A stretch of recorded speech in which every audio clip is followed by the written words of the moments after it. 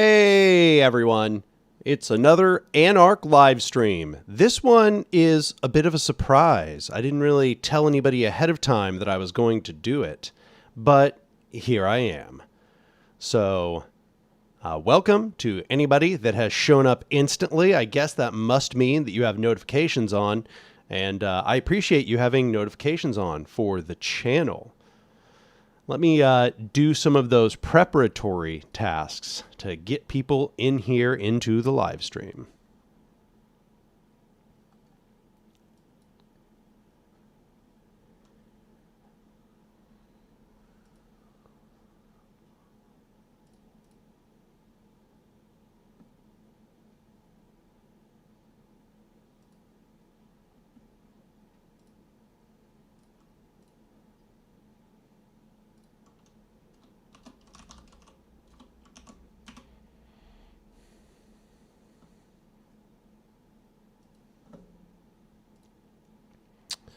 There we go. All right. How's everybody doing today? Got our first few viewers here.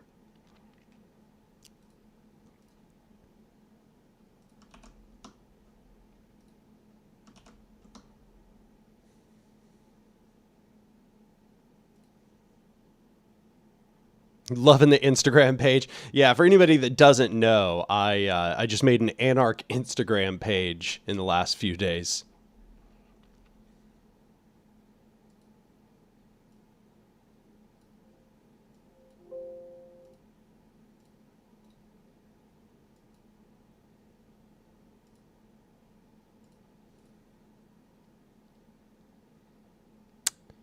Well, I appreciate you showing up anyway, Anna Krista.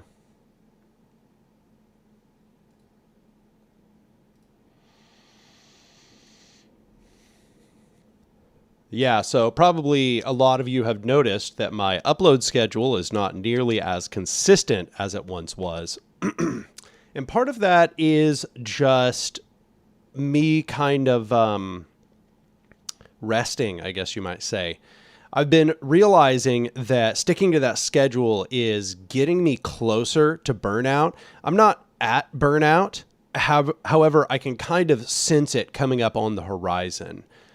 And it's kind of stressing me out having to, or it has been or had been stressing me out to have to release a video like every week. And at one point I was releasing like 2 a week.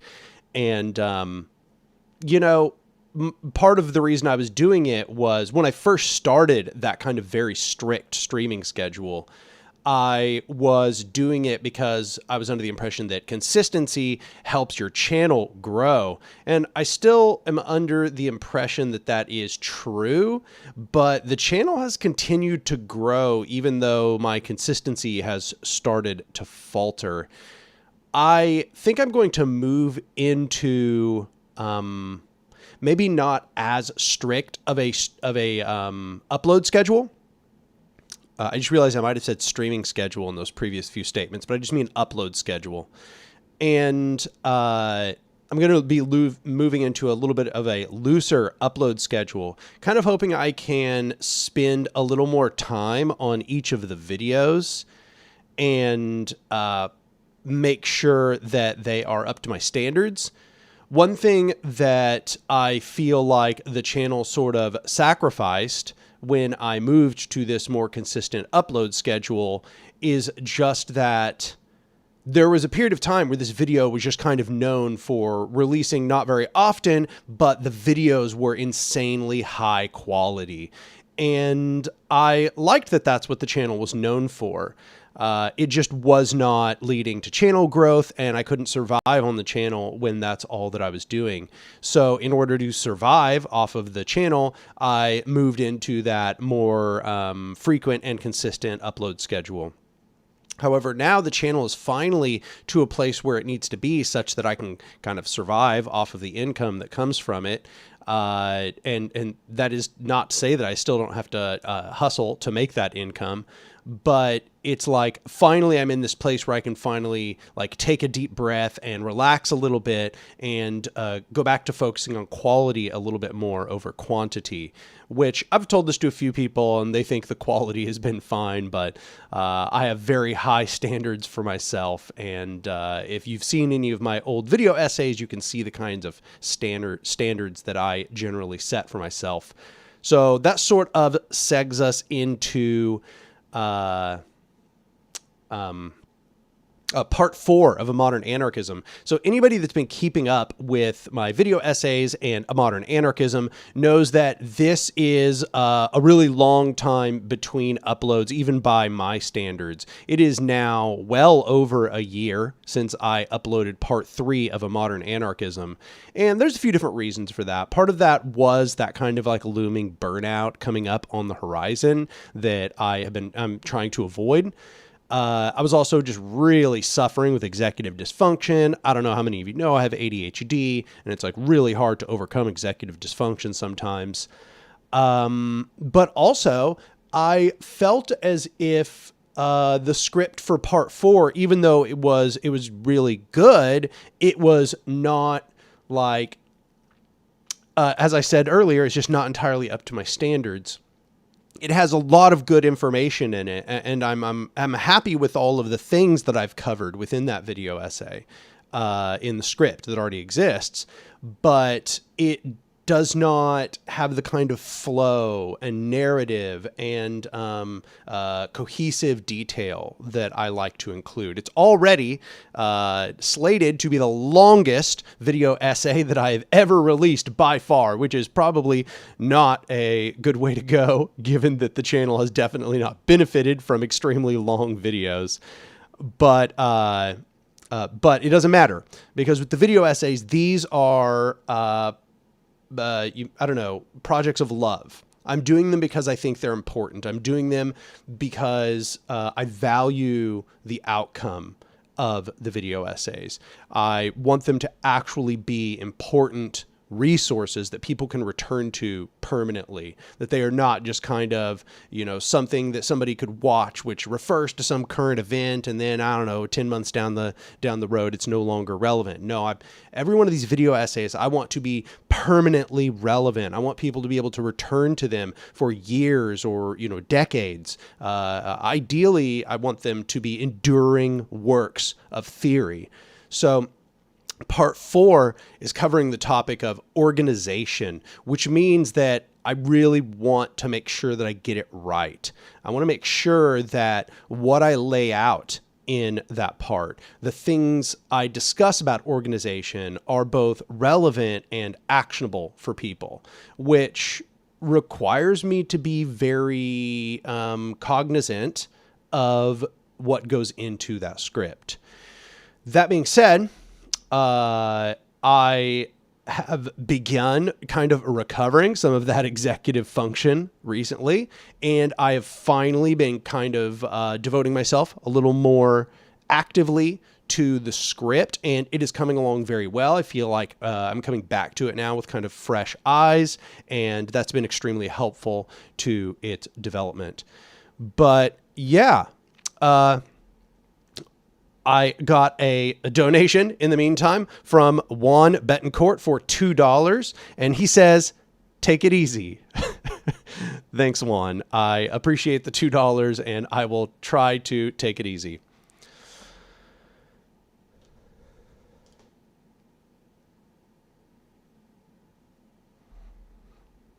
Hi, an architect.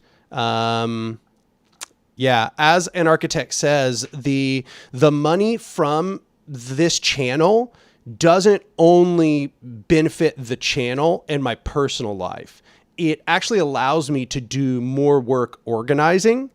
And what I have said numerous times is that I donate 5% of my Patreon income directly to the organization that I'm involved in, which is Cooperation Tulsa. So when you become a patron of my channel, you are directly supporting prefigurative revolutionary praxis. Just understand that this is not just you donating to me. This is also you donating to Cooperation Tulsa. So when I talk about dual power, when I talk about prefiguration, when I talk about revolution and praxis, that is directly involved in my work. I'm not one of these YouTubers who talks about the work but doesn't do the work. I've been doing the work for 10 years. I've been an organizer well before I was a YouTuber or a writer of any kind. So just understand that when you give me money, you are freeing up my time to be an active organizer, and you are directly paying money into Cooperation Tulsa. And so yeah, that just like becoming a patron is one of the most important things you can do for the channel. And so with that in mind, I guess this is kind of like a stealthy Patreon pitch. Go over to my Patreon, which is patreon.com/anarch. And let's see, I'll even give you the link. Boom. Oh wait, that was definitely not the link.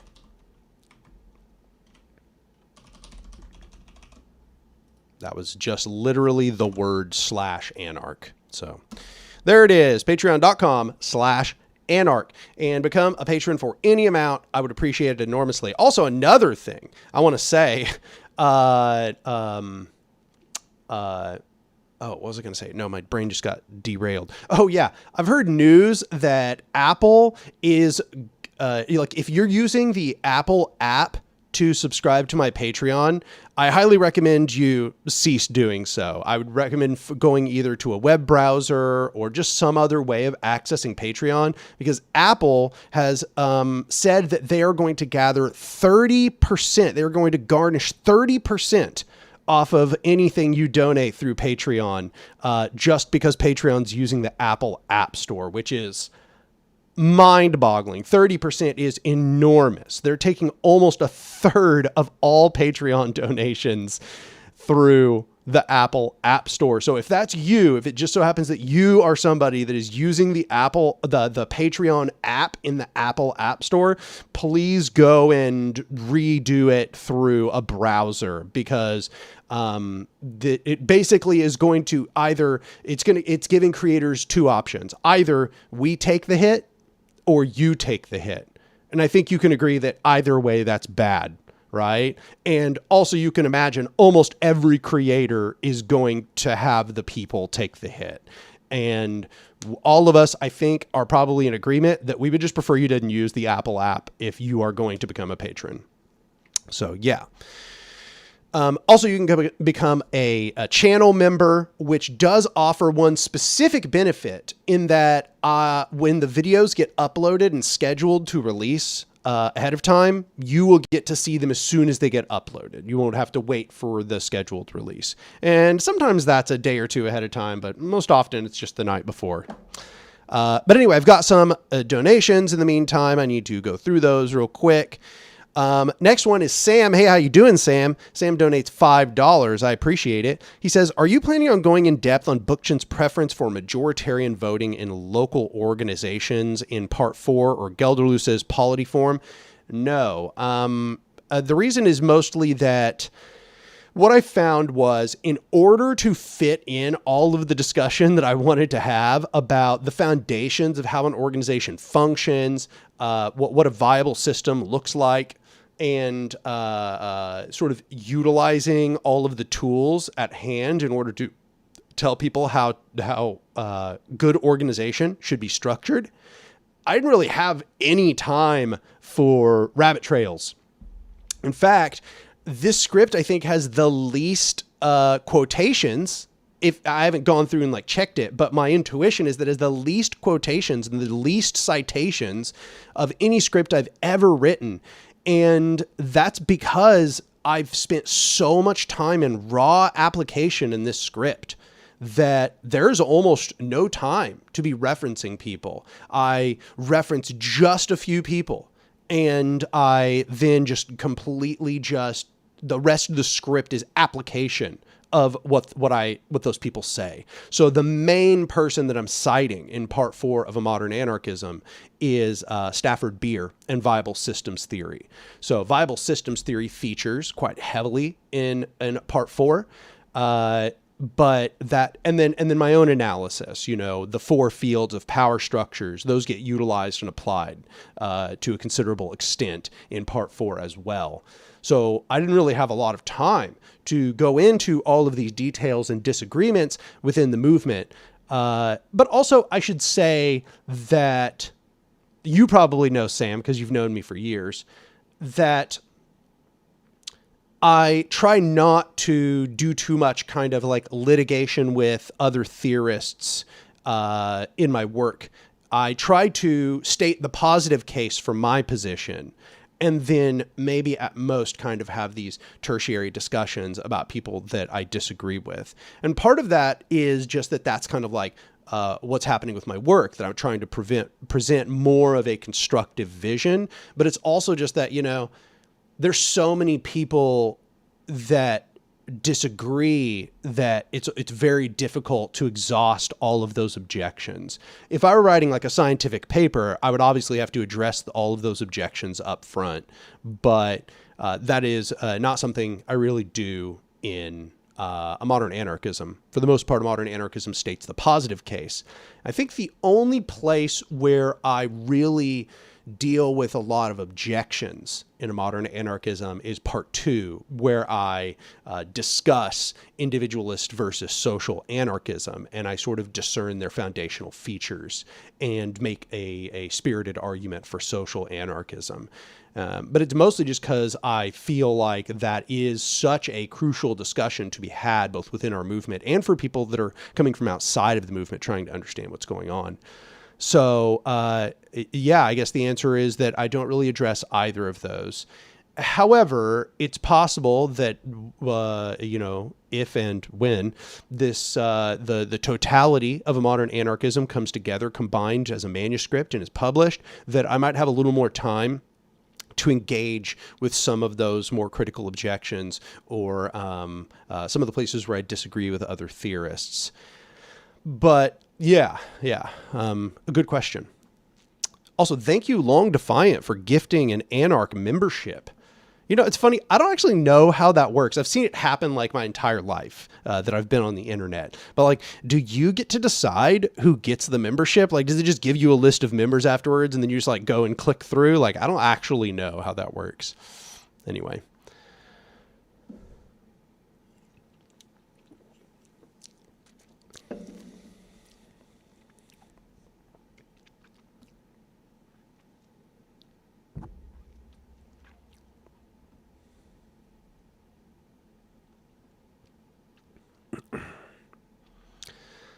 Justin Gagnon says, do you think metaphysics and ontology still have a place in modern philosophy, or has science completely replaced the need for those fields of inquiry?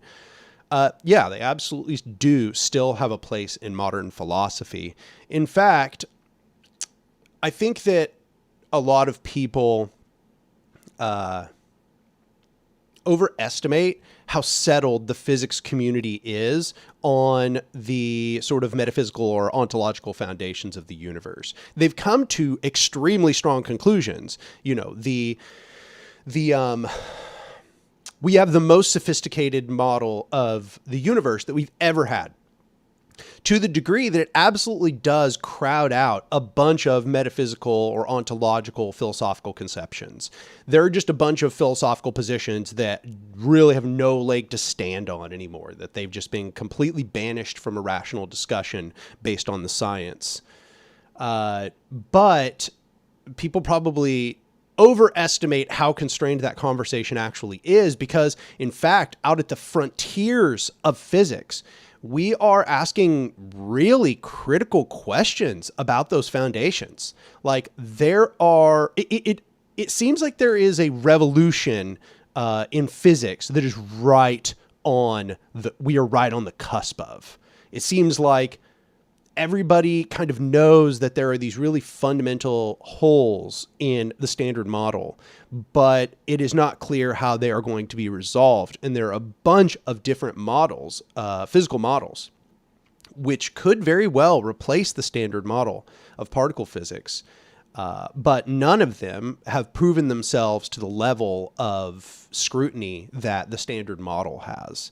So philosophers, if they were to actually take the time to understand what's happening in physics in detail and really understand it and not try to come into it with ideology that they want to impose onto physics, but instead understand what is actually has been discovered, they would find that it is an intriguing field for philosophy right now, and that there's all kinds of extremely interesting questions about how the foundations of the universe actually function. What is the ontological status of the universe? There are very, very interesting questions to be asked on that front. And some, might I add, that physicists don't seem to be either willing or capable of asking, because science has tried to separate itself so far from philosophy that I think a lot of the time scientists aren't even aware to what degree their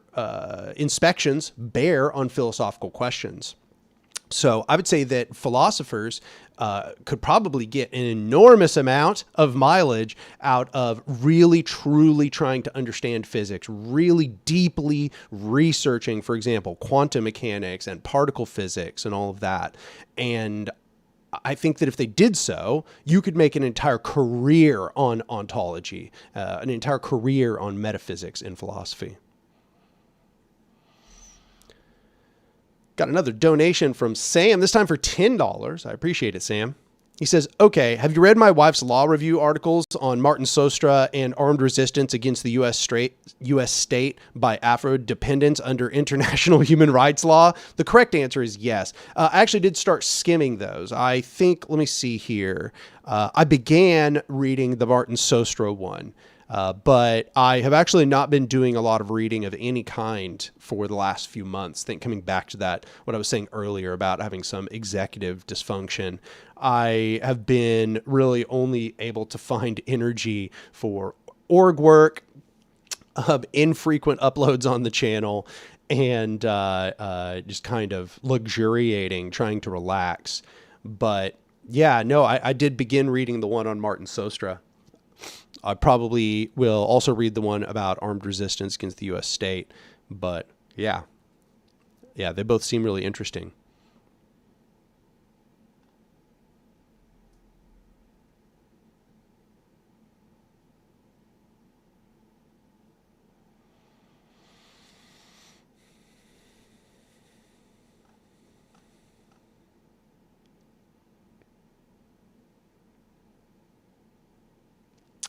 Conrad says, could you shed some light on reading groups? Got a few friends who are interested, but have no idea what I'm doing. Should discussions be structured or unstructured? Any tips?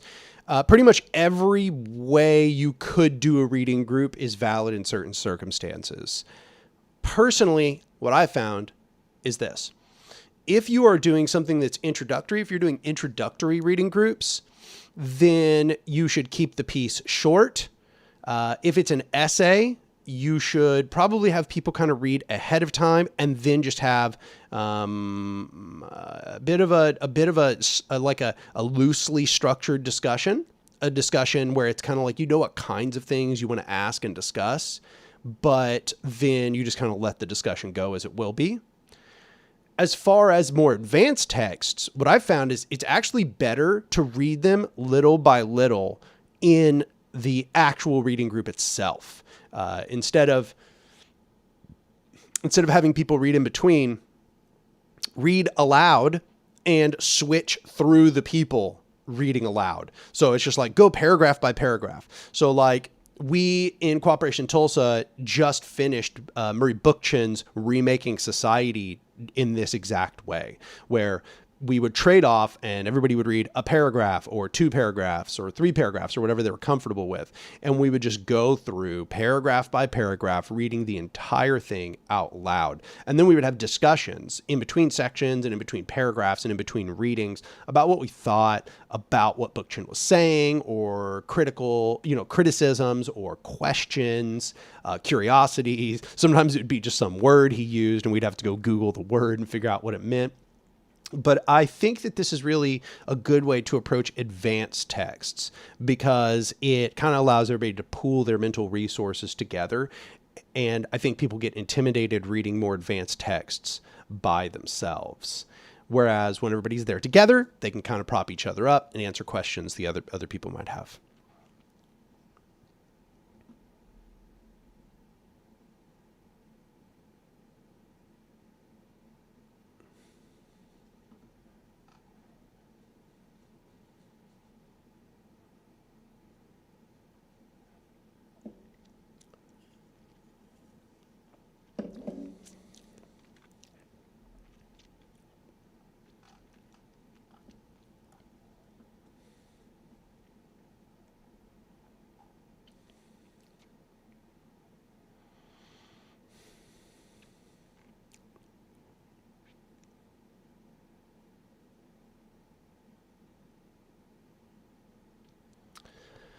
So Blueberry Enjoyer says, what do you think about social capitalists?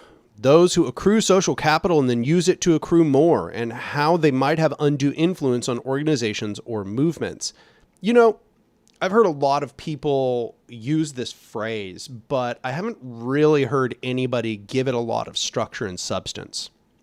So it's like, it's not clear to me who the social capitalist is. Is a social capitalist just somebody who is popular or well-known? Was Marx a social capitalist because he was like famous in his time, or was Bakunin a social capitalist? Or is social capitalist a critical orientation? That is to say, do we use that phrase with a critical orientation? Are we saying that these are, grifters or people that are just doing this for performance? Because it's not clear to me that these are the same, right? It's not clear to me that just because somebody is well known that this is bad. So I wonder, what is the actual substance of this claim? You say they use their social capital in order to get more, but of course that's always been the role of propagandists. The role of propagandists has always been to find some sort of public platform, then to use that public platform in order to get bigger and bigger platforms, and then spread revolutionary propaganda more and more and more. And that absolutely does require people to use social capital that they've already got in order to get more social capital. That's just how it works. There's no way around it. So yeah, when I hear this term, I'm not entirely sure what we're supposed to take away from it. If people are talking about grifters, or, if they're talking about, people who have a fake or performative politics, who really just want to be famous, who want to be known. Yeah, that's bad. Obviously there's just not much to be said other than, yeah, that's bad. That's not good. We can talk about how you can prevent it in your organizations, but I find that the phrase social capitalists tends to come, and this is not, of course, to accuse you of such, but tends to come from ill-intended Maoists. That's been my experience. This phrase, social capitalist, tends to come from, Maoists who are looking for an excuse just to tear down any sort of notable key figure for reasons that are really not entirely clear to me, other than that they just want their key figures to be popular instead. So yeah, I would need a little more detail to really give my thoughts on that. I've heard the term thrown around a lot, and generally not in a good faith way. Garrett says, I would argue that an example of a social capitalist is someone like ContraPoints, not a grifter, more like someone who places entertainment value above informational content. See, that to me kind of makes this phrase social capitalist superfluous, because ContraPoints isn't like ContraPoints isn't placing entertainment value above informational content.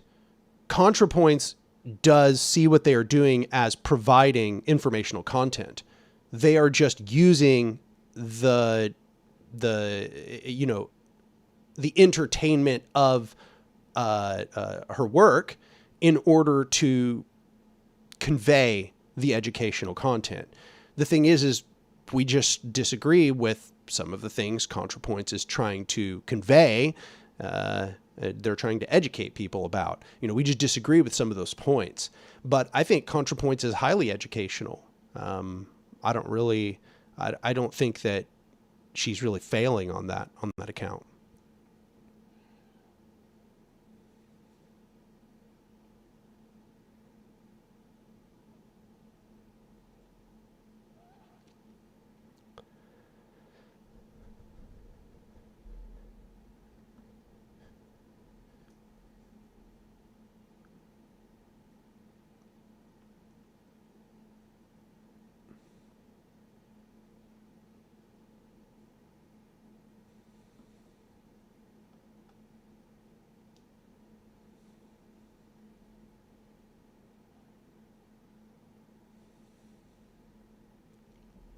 KX asks, if someone wanted to just donate a chunk of money directly to you one time in the future, where would your ideal avenue be? PayPal? So the one-time avenue that I've been using, I think, is Cash App. I think that's the one that's been in my bio. Let me go check. Yeah, I have it in the descriptions as tip. So my Cash App is there if you'd like to send money. That's probably my preferred way. And I appreciate you considering that.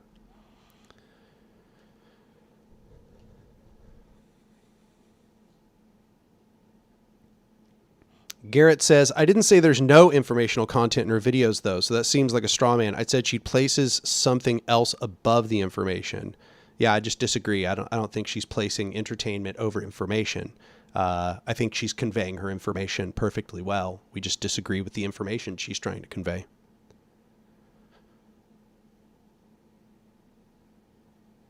Tawiri says, Bookchin helps radicalize more environmentalist liberals to become more anti-capitalist, I've noticed. Yeah. I think that Bookchin was absolutely, he was pervaded by a sort of liberal environmentalist environment. People around him were almost all liberal environmentalists. And so a lot of his work is really focused around trying to pipeline people from environmentalism into social ecology, into an anti-capitalist or anti-hierarchical conception. And I think that he's very good at that. I think that's one of the things Bookchin is very useful in doing.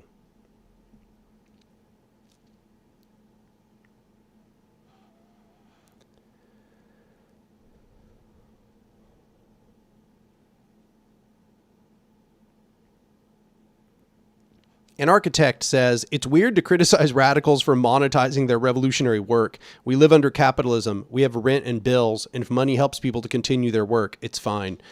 Yeah. I mean, I have basically the same position. I understand people's worries about professionalizing revolution, but also you need to have people who can devote a large amount of their time to doing revolutionary work and to spreading revolutionary propaganda.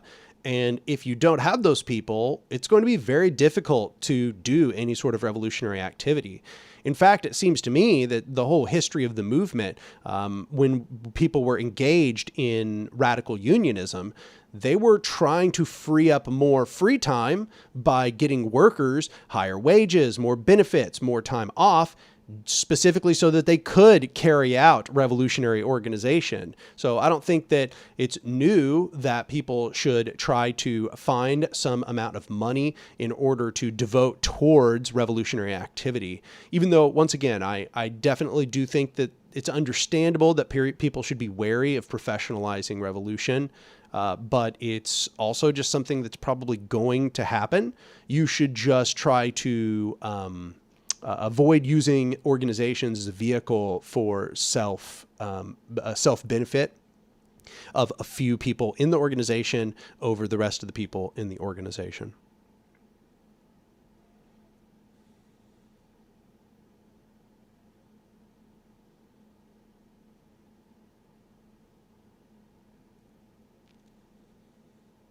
Feral Thought says, the issue is it comes off disingenuous from wealthy content creators.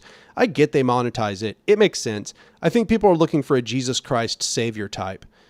Yeah, I mean, I can understand how people would feel that way about wealthy content creators. But I also want to say, as somebody who is a content creator, at a certain point, once you become a big enough presence, it sort of just starts organically happening.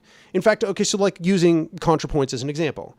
ContraPoints, I don't even remember ContraPoints ever pushing her Patreon. I don't ever remember her, pushing any form of monetization for her channel other than that probably she had ads on. It's just that her channel got really big. Her channel got huge and people really valued the work that she was doing. And so they just gave her more money. The question then becomes like, well, what do you expect them to do? I would say, obviously with ContraPoints, I suggested in the video response that I would like if ContraPoints actually like gave more of that money directly to revolutionary activity, to prefiguration and the building of dual power and so on. But I do think sometimes people have a sort of misplaced anger at content creators who have simply been very successful in spreading their message and getting their channel noticed and so on, who make a bunch of money. It's not, it's not as if they employed all of these people. They're not capitalists in that sense. There's no wage contract between them and people who are giving them money. It's all completely voluntary. So, yeah.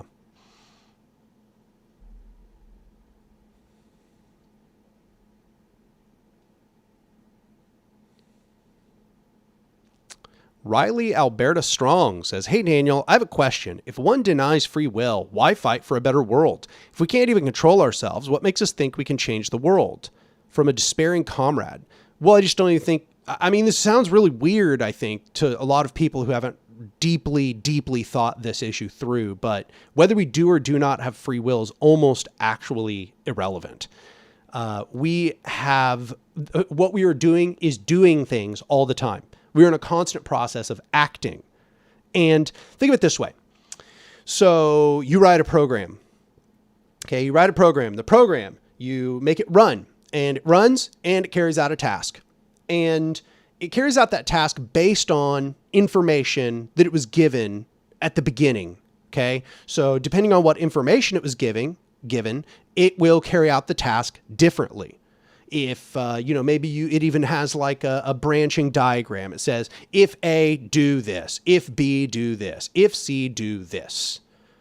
Well, does it really matter if it quote unquote freely chooses between A, B, and C? To me, it doesn't. It's kind of just irrelevant. You have conditions, the A, B, and C, and then you have outcomes, what it has chosen to do in response to A, B, and C. And so then if you wanted to change the behavior of the program, you would put different conditions in, or you would rewrite the program. And this is like directly analogous to how everything in the universe works. So we as humans, we have certain kind of programming. Some of it's hard coded, some of it's soft coded, you might say. Some of it's like in the operating system or in the kernel, and some of it's, software that we can change out. And there are conditions, and those conditions will drive us to act in different ways. So when you change the conditions around people, you change the way that they will respond to their environment. And when you change people's ideological conceptions, you change the way they will respond to their environment. Whether we do or do not have this sort of magical free will that transcends the physical world, because that's what free will is. Free will as a concept is essentially magical. It asks that we don't act in response to causes, that causes and effects are somehow, there's like a disjunction between cause and effect where I can like overcome or defy the chain of cause and effect. But all people who are, talking about with determinism are trying to say is just that, no, Every cause discretely determines the outcomes. Like, there is no wiggle room where the cause doesn't determine the outcomes. Cause and effect are one-to-one linked with one another. Once you understand that, you kind of understand that there was never either a good argument for free will that wasn't magical, or really a need for the concept of free will, because what still remains is will. What still remains is action. There are possibilities, and they can be brought into actuality, right? This is what Bookchin talks about. There's potentials and there's actualities. And you as a being are moving through the world. There are many potentialities. There's many things you could do. And you, at every single moment, are in the process of changing the way you respond to circumstances, gathering more information about your environment.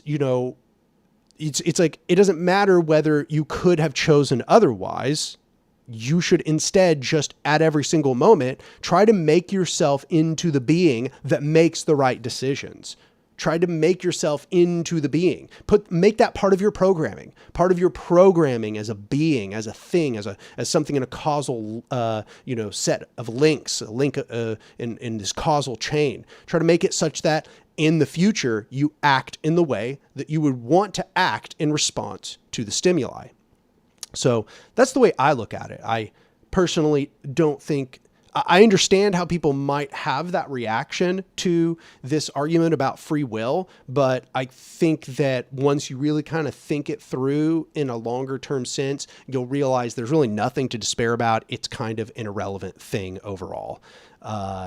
It was based in basically pre-liberal philosophies, which believed in a soul that transcended the body. They believed in a transcendent realm, a realm of spirit, and they believed in a physical realm.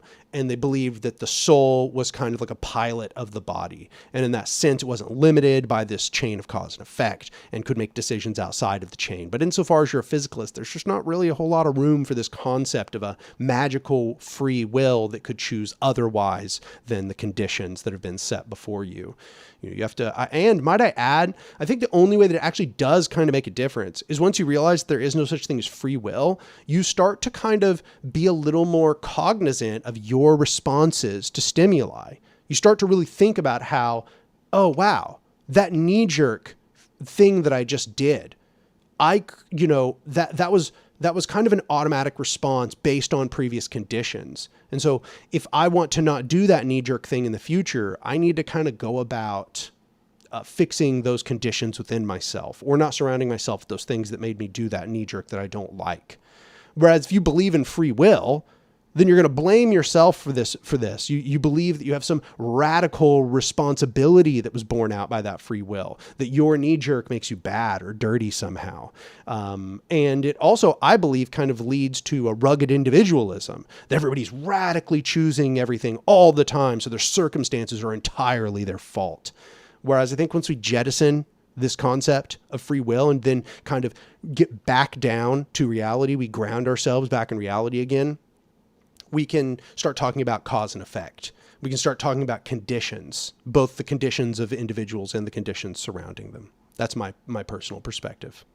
I was actually just listening to an interview with Robert Sapolsky where he was saying something very similar, actually.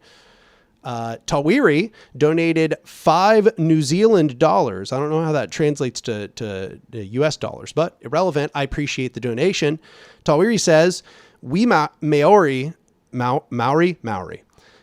push for legal personhood of all land, fitting with Bookchin's analysis of knowing and stopping the origins of oppression of nature. Yeah, I think that's something I've noticed is Bookchin is sort of rediscovering the indigenous conception of land and place. Now, I think he's somewhat aware that he's doing that, but I think this is important because he's essentially giving us a Western rediscovery of these indigenous conceptions of land and place. And I think that's very, very important because a lot of people don't have an indigenous background that they are familiar with. even white people obviously have some indigenous background that takes them back to their roots, probably, where there was a much more sort of indigenous mentality to land and place that would probably match a lot more the sort of indigenous people that we're familiar with in the modern day. But that's gone. It's been erased, almost completely erased. People talk about paganism, but even that is just kind of this hugely over broad brush that's painting over the enormous diversity of different positions that indigenous Europeans probably had before things like the Roman Empire destroyed all of those foundations and erased them from history. So, most Westerners are sort of they're disconnected from that indigenous history. They don't even know it once existed or what the content of that once was. And so what Bookchin is kind of doing is he is reformulating it from scratch.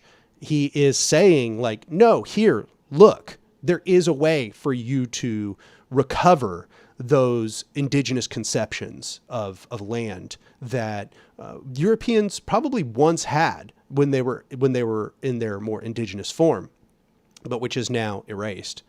So yeah, I think that's another reason why that Westerners should be listening to indigenous peoples all over the world who have a closer connection to their indigenous history, because that is probably much more like the organic society's view. When I say organic society, I'm talking about ancient societies before the rise of what I call the mega machine, or the rise of hierarchical power structures like the state and capital and so on.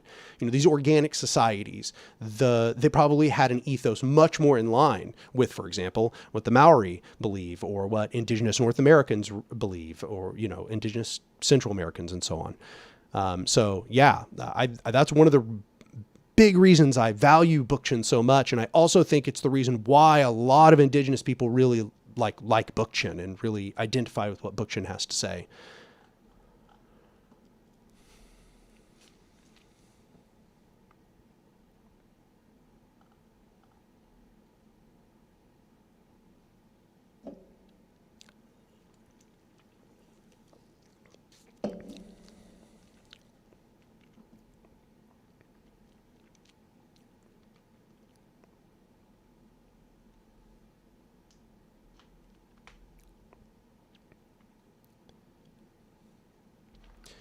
Kristen asks, hi, Daniel. Just joined the Patreon and Discord a bit ago. As a newly baby anarchist, what do you recommend for someone that's trying to decouple from Marxism-Leninism? I think I have already seen a few people that have responded to you here, but I would say The State is Counter-Revolutionary is very much a good place to start. I wrote it after having lots of debates with Marxist-Leninists and Maoists and a variety of different authoritarian leftists.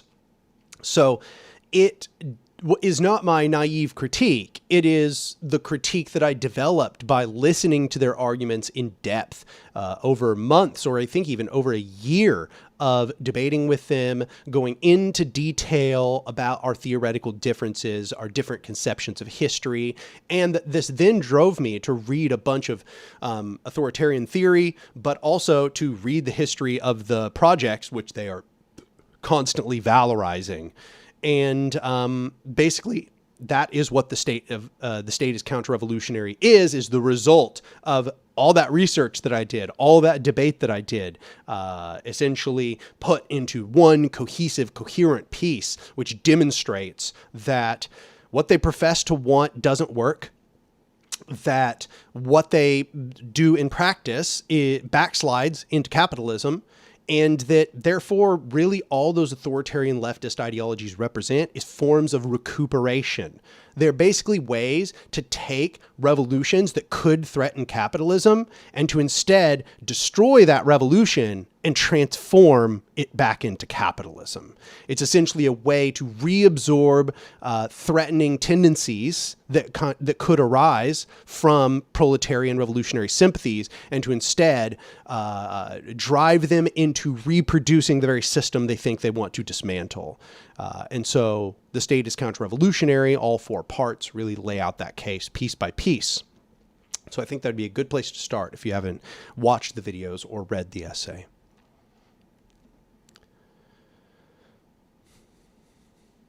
RD says, I feel like the majority of the left are very hostile to left libertarianism. I've had mostly negative interactions with state socialists and liberals. What do you think? Yeah, you're going to find that that's the case. And it's kind of precisely for the reason that I just said, right? The left libertarianism is the position against all hierarchical power structures. So everybody who wants a hierarchical power structure is going to be upset with libertarian socialists. Libertarian socialists essentially have a critique of all of these hierarchical power structures. So they are all just, clutching their pearls at those criticisms. They don't want to listen to them. They are afraid of cognitive dissonance, and they don't really have good arguments. What they have are thought-terminating cliches, because there aren't any good arguments really against libertarian socialism. So these thought-terminating cliches are there to prevent them from having to think too deeply about what libertarian socialists are saying to them. They're just there to shut off thought. They're there to prevent them from questioning themselves and questioning the narratives they've been told about history. And that is always a precarious position for the human mind to be in. The human mind that when the human mind has built this sort of fortress of thought-terminating cliches, there's something inside of them that kind of knows that hostility that you're sensing, that comes from deep, deep, deep down inside, layers down inside. They're actually afraid. They recognize, not consciously probably, but very deep down, there's a part of them that recognizes that they haven't thought this through very much, that they actually don't have very good answers. And that makes them feel insecure, and it makes them afraid. And instead of going about inspecting that opponent viewpoint, they just set up defenses. And the defenses prevent them from having to think about it and questioning themselves. So that's what you're sensing. You're sensing all of these sort of facile, defensive barriers they've set up. Insofar as further thought about how you manage that, I just want to tell you that there's not a whole lot of way that you're going to manage it insofar as they remain openly hostile to questioning their own beliefs. And I think this comes from hierarchical realism. They've come to believe that hierarchy is the only way of doing things, even when you can prove it, clearly that it's not the case. You can give them examples of where hierarchy wasn't needed, yet the things got done. And they're just not going to entertain the thoughts. They have already gone all in on reproducing one or another aspect of the enemy system.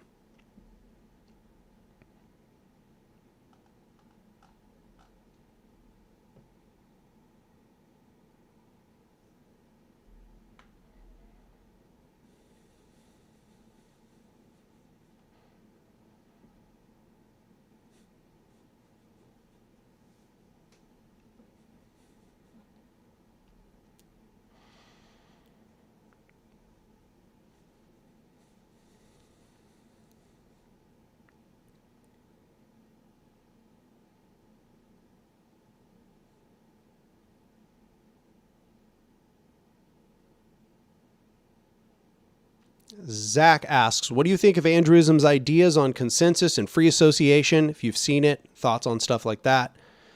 Yeah. People ask me this often because clearly if you've consumed both of our work, you can see that we disagree with how things should probably be organized in a future society.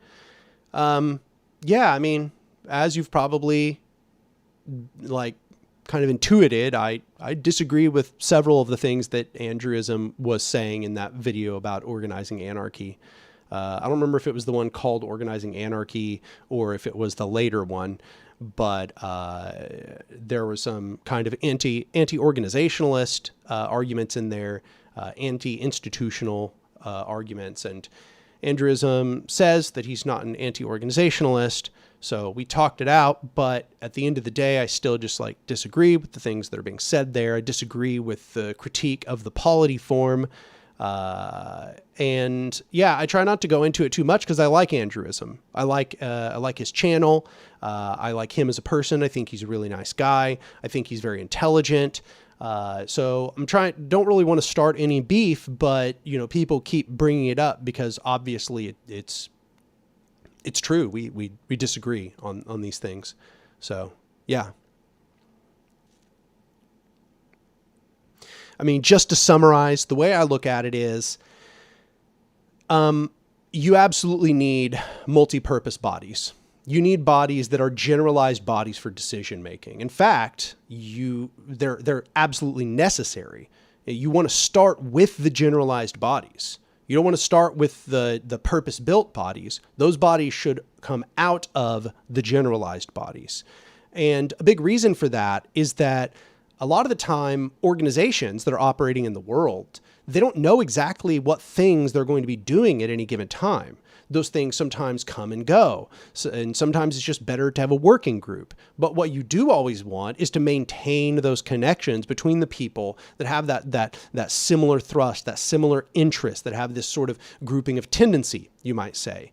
And that grouping of tendency is going to make all kinds of decisions. It's going to be a generalized body, and it's good for it to be generalized. In fact, what we've seen is the lack of these generalized bodies, the lack of these sort of what I would call civil council structures, that has always led to problems. Every time that those don't exist, they are either A, created on the spot because they are so necessary in practice, or they are not created and everything kind of begins to fall apart and dissolve. You kind of get this system where there's bad coordination, where things just kind of pop up and then disappear because they have a lack of resources and reinforcement.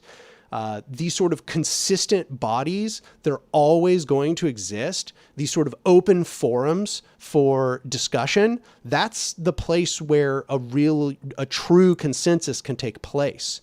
When you create a bunch of bodies that are just purpose-built bodies that only exist as long as the task exists, then you are wasting a ton of energy creating new organizations all the time.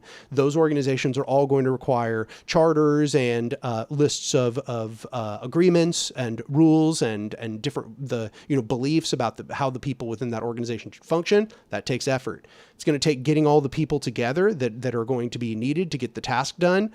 That takes effort. And then it dissolving is just wasting all of that effort. And then what if you dissolved it wrongly? What if that body is needed later? You just didn't have the foresight to recognize how that body, you thought it could dissolve now because you thought the task was over, but it turns out the task actually needs to continue. What do? Do you recreate the body from scratch? Do you resurrect the charter that you once had? I just think that there's no good reason why we should be approaching it this way.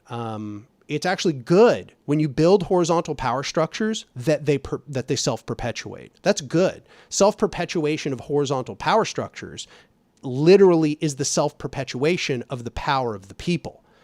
And the more horizontal they are, the more people benefit, and the better it self-perpetuates, the better the people's power self-perpetuates. And the critique is sometimes that, these institutional bodies, they themselves become forms of oppression. That isn't possible if it's horizontal. Horizontalization is the process of distribution of power. So, in fact, the most horizontal body, the most distributed power is that generalized body that can make any decisions, and which includes everyone there in the room. It gets everyone together.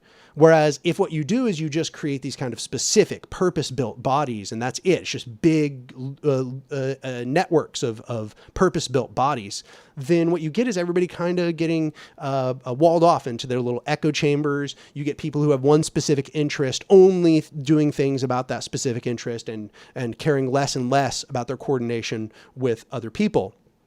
Literally the only way to solve that. There's only one way to solve that, and that is to create more and more generalized bodies.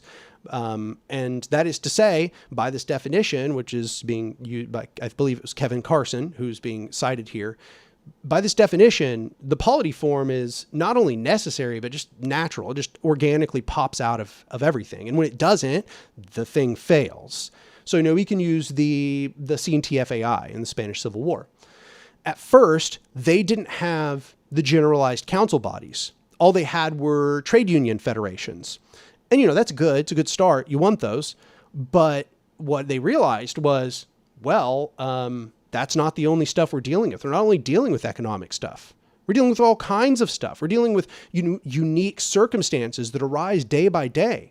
And we need to create these generalized bodies that are going to be able to overcome that. And that was when everything started to get cohesive and coordinated. And that's when it became more and more powerful in that sense.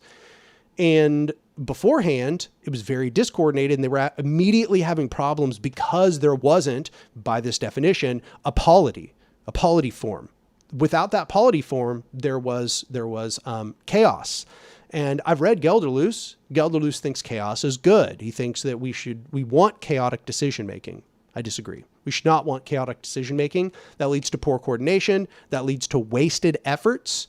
And that means when you get wasted efforts, when you don't have people who are coordinating thoroughly, where this person's strengths sort of correct for this person's weaknesses, and that person's strengths correct for the other person's weaknesses. If you don't have that, you don't get emergence. You don't get a system that is more than the sum of its parts. The only way that you get that is by lots of coordination. This is part of systems theory. Systems theory says you need high degree of communication and coordination between all of the pieces of the system. And that is that's one of the key characteristics that leads to emergence.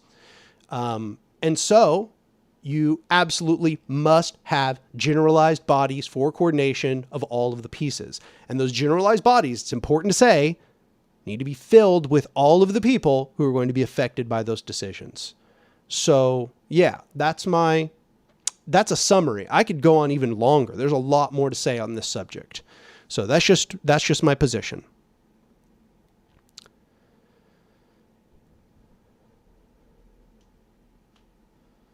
Eric Gray donated $5. Eric says, reading recommendation, A Guide to Coded Language in Education by Subversive Thread, and it can be found online in the Anarchist Library.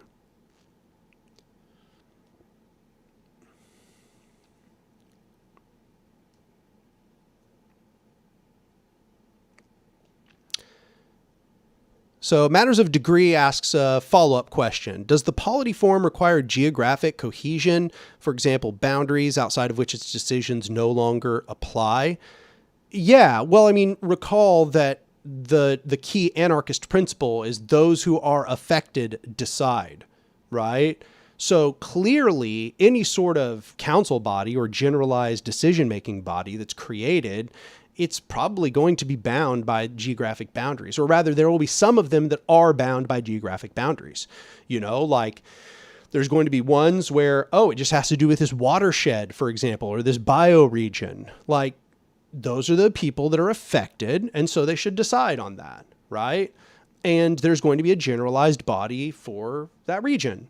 And that's geographically located. This apparently is another qualifier for making it something in the polity form, according to Kevin Carson.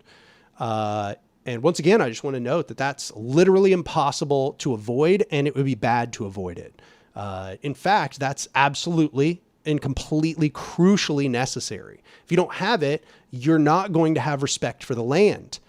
Because in fact, those geographic separations, those essentially partition off different sectors of land, and decisions about that land, the people that live there are the ones that are affected by it and should be able to make decisions about what happens in that enormous sector of land. And so, yeah, if that's one of the characteristics of the polity form, again, it's literally impossible to avoid that aspect, and it would be bad to avoid that aspect. You would just not respect the land is essentially what that would mean. There would just be no body wherein the land would be respected and preserved.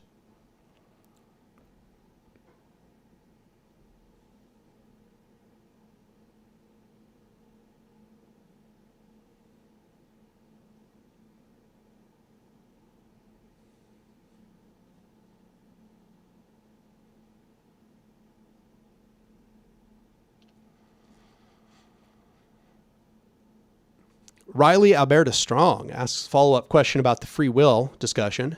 So thanks so much for your perspective, Daniel. I do have one last question. Without free will, is there such a thing as you? Out of respect for your time, I won't keep asking about this, but what do you think? I guess it really depends on what you mean by you.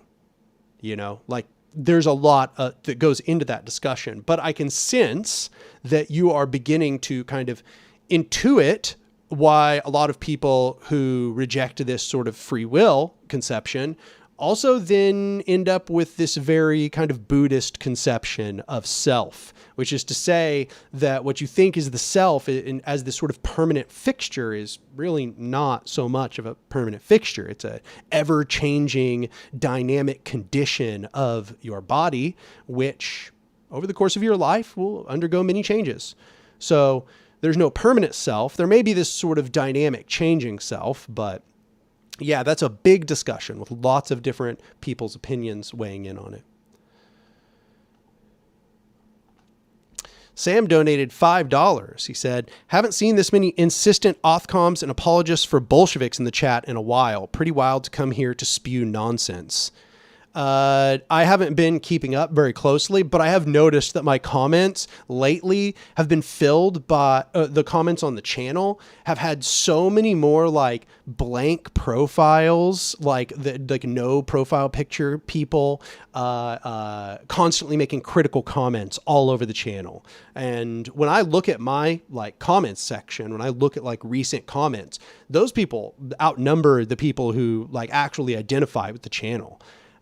Which is weird because the like to dislike ratio on the channel is always vastly in favor of the likes. So clearly by actual proportion of watchers, they're not very high, but they've been very vocal lately. I always take that to mean one of two things. Number one, I've been successful in actually threatening opponent viewpoints. They feel threatened, and so they're coming to the channel in order to try to knock me down a peg or try to propagandize in whatever, position is available to them. I consider that a win. That's just, once again, it's good for my enemies to hate me because it means that I'm a threat to them. Number two, another reason it could be happening is just the channel's getting a bigger audience. It's getting outside of the anarchist or the libertarian socialist echo chamber. It's the algorithm is pushing it out of, into the next boundaries, into the next, surrounding circles, which are going to be less and less committed anarchists, less and less committed libertarian socialists. And it's going to start to get to just regular old socialists. And then outside of that, it's going to get to social democrats. And then outside of that, it's going to get to liberals. And then outside of that, it's going to get to conservatives and so on and so on. And so it's probably kind of a mixture of those two. I know that anarcho-capitalists, every time that I dunk on them, there's always a huge flood of them coming onto my channel trying to talk shit, which once again, I want my enemies to hate me. That means I'm successful. But also, every time I kind of release a video, like the second thought video or the ContraPoints video, my reach gets bigger. It gets to more people outside of my echo chamber. And so it also correlates with more critical comments. So even though sometimes it's frustrating, I see it as a good thing. I do think, however, that, this necessitates a vigorous response from people who are in my audience who do hold those libertarian socialist and anarchist views. I cannot respond to all of these people, and the channel is getting bigger and bigger, and I can spend less and less time actually responding to them in the comments section. I have to pick and choose more and more carefully who I'm spending my time responding to because there's just too many people. It's more and more people are starting to show up, comments, more and more comments. So yeah, it's going to have to be more and more on my audience to continue to engage these people in conversation, to suss out whether they're good or bad faith actors, and to respond in kind.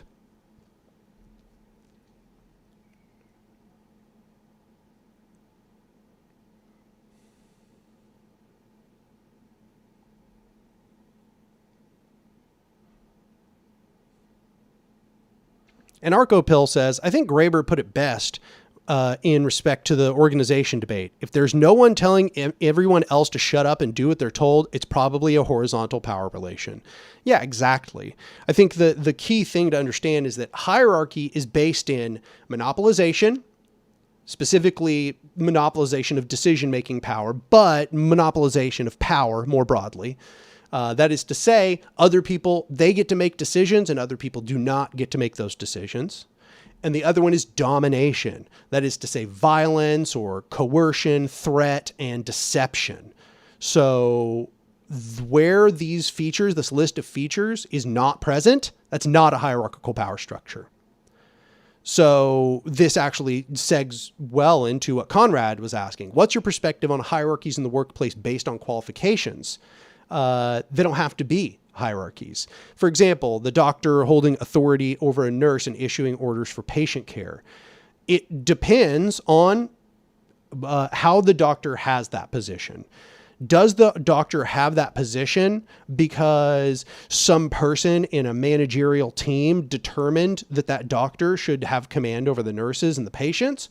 Or do the patients and the nurses delegate doctors to do the tasks? For example, if the doctors get to command the nurses, then the nurses should have the right to delegate, that is to say, choose those doctors, or to revoke the delegation of those doctors. And if that were to be the case, and the nurses this is just hypothetically because the nurses are being bossed around in this supposed scenario, if the nurses could just abolish the position of the doctor and then do those tasks themselves, and they could delegate doctors when needed and revoke that consent whenever they desired, then it would be a horizontal power structure, and we'd be looking at delegation, not representation or authoritarianism, you might say, because it wouldn't fit those characteristics I just laid out a minute ago.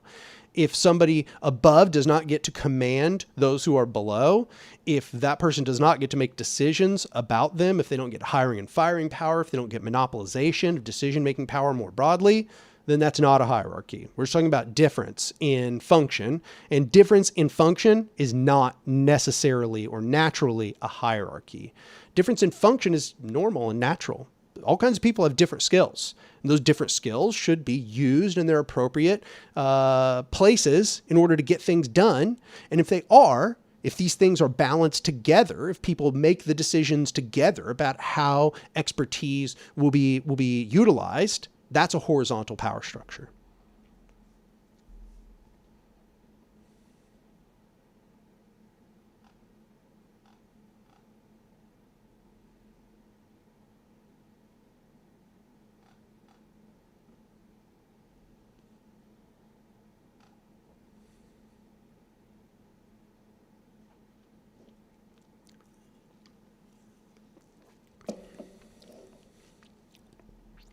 LGBT Mapper says, the second thought video introduced me to libertarian socialist ideas. So I think, ironically, the more mainstream videos in moderation might introduce a larger number of people to your other content. No, you're absolutely right. In fact, this is one of the hardest parts about having strong revolutionary principles and having a clear vision for what I want to do on this channel while being a YouTuber, is that there are so many perverse incentives on YouTube, okay? On YouTube, one of the best things you can do is response videos and debunks and dunks on people, and not say I did that with Second Thought or the ContraPoints video, but videos that are response videos, direct responses to big YouTubers. There is so many reasons why the YouTube algorithm wants you to do that. First, it gets you into the people who subscribe to that other person's channel. Your stuff gets recommended into their feed. It also, provides, you might be the only person offering a counterpoint to that person's position, and so then people will be attracted to it. It's also kind of salacious because you're responding to them, and people love drama. That's just the sad truth of it, okay? People love drama and watching the drama. This includes me. Okay, I realized the other day I was looking through my feed, And I was like, scrolling through videos, didn't care.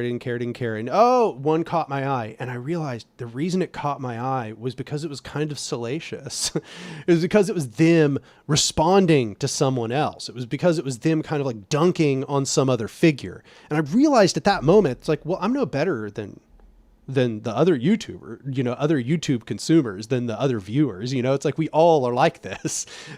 There's something pleasing about watching the drama or the disagreement play out. I think we as humans kind of enjoy it to some degree. But here's the thing: if your whole channel becomes that, then you're not pipelining them into a place where they can learn. You're pipelining them into a place where they can just consume more drama, right? And that is not what this channel is about. I do not want to start drama. I do not want beef with other YouTubers, with maybe rare exceptions, right? But like, I do not want beef with other YouTubers. I do not want a drama channel. I do not want to be known for response videos. So I have to do them sparingly. If I do them too much, then I'm pipelining them into a drama channel. But if I do them too little, I never break out of the echo chamber. So I try to balance. What I'm doing here. I'm learning more and more the longer I'm a YouTuber about how to balance all these aspects. And hopefully I find the, I don't know, the word that comes to mind is eudaimonia because I'm a philosophy nerd. But, trying to find the healthy balance, the wise balance between all of these needs. Right? Bringing people in and exposing them to new ideas, but the channel still needs to be focused on the ideas. Otherwise they come in and they find something that's shallow and not very convincing.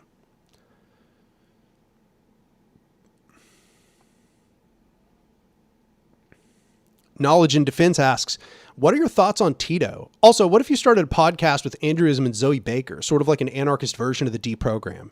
I'll answer in opposite order. I would love to do a podcast with Andrewism and Zoe Baker. That would be amazing. I'd be super hyped on that, to be honest. I think that would be a really good podcast. I don't know if we have synergy though. It's, the three of us kind of have different personalities and approaches. We have the same kind of ideological commitments, but different kinds of personalities. So I'm not entirely sure whether it would actually produce a good podcast, but you're right to group us together. We're definitely very similar kinds of channels.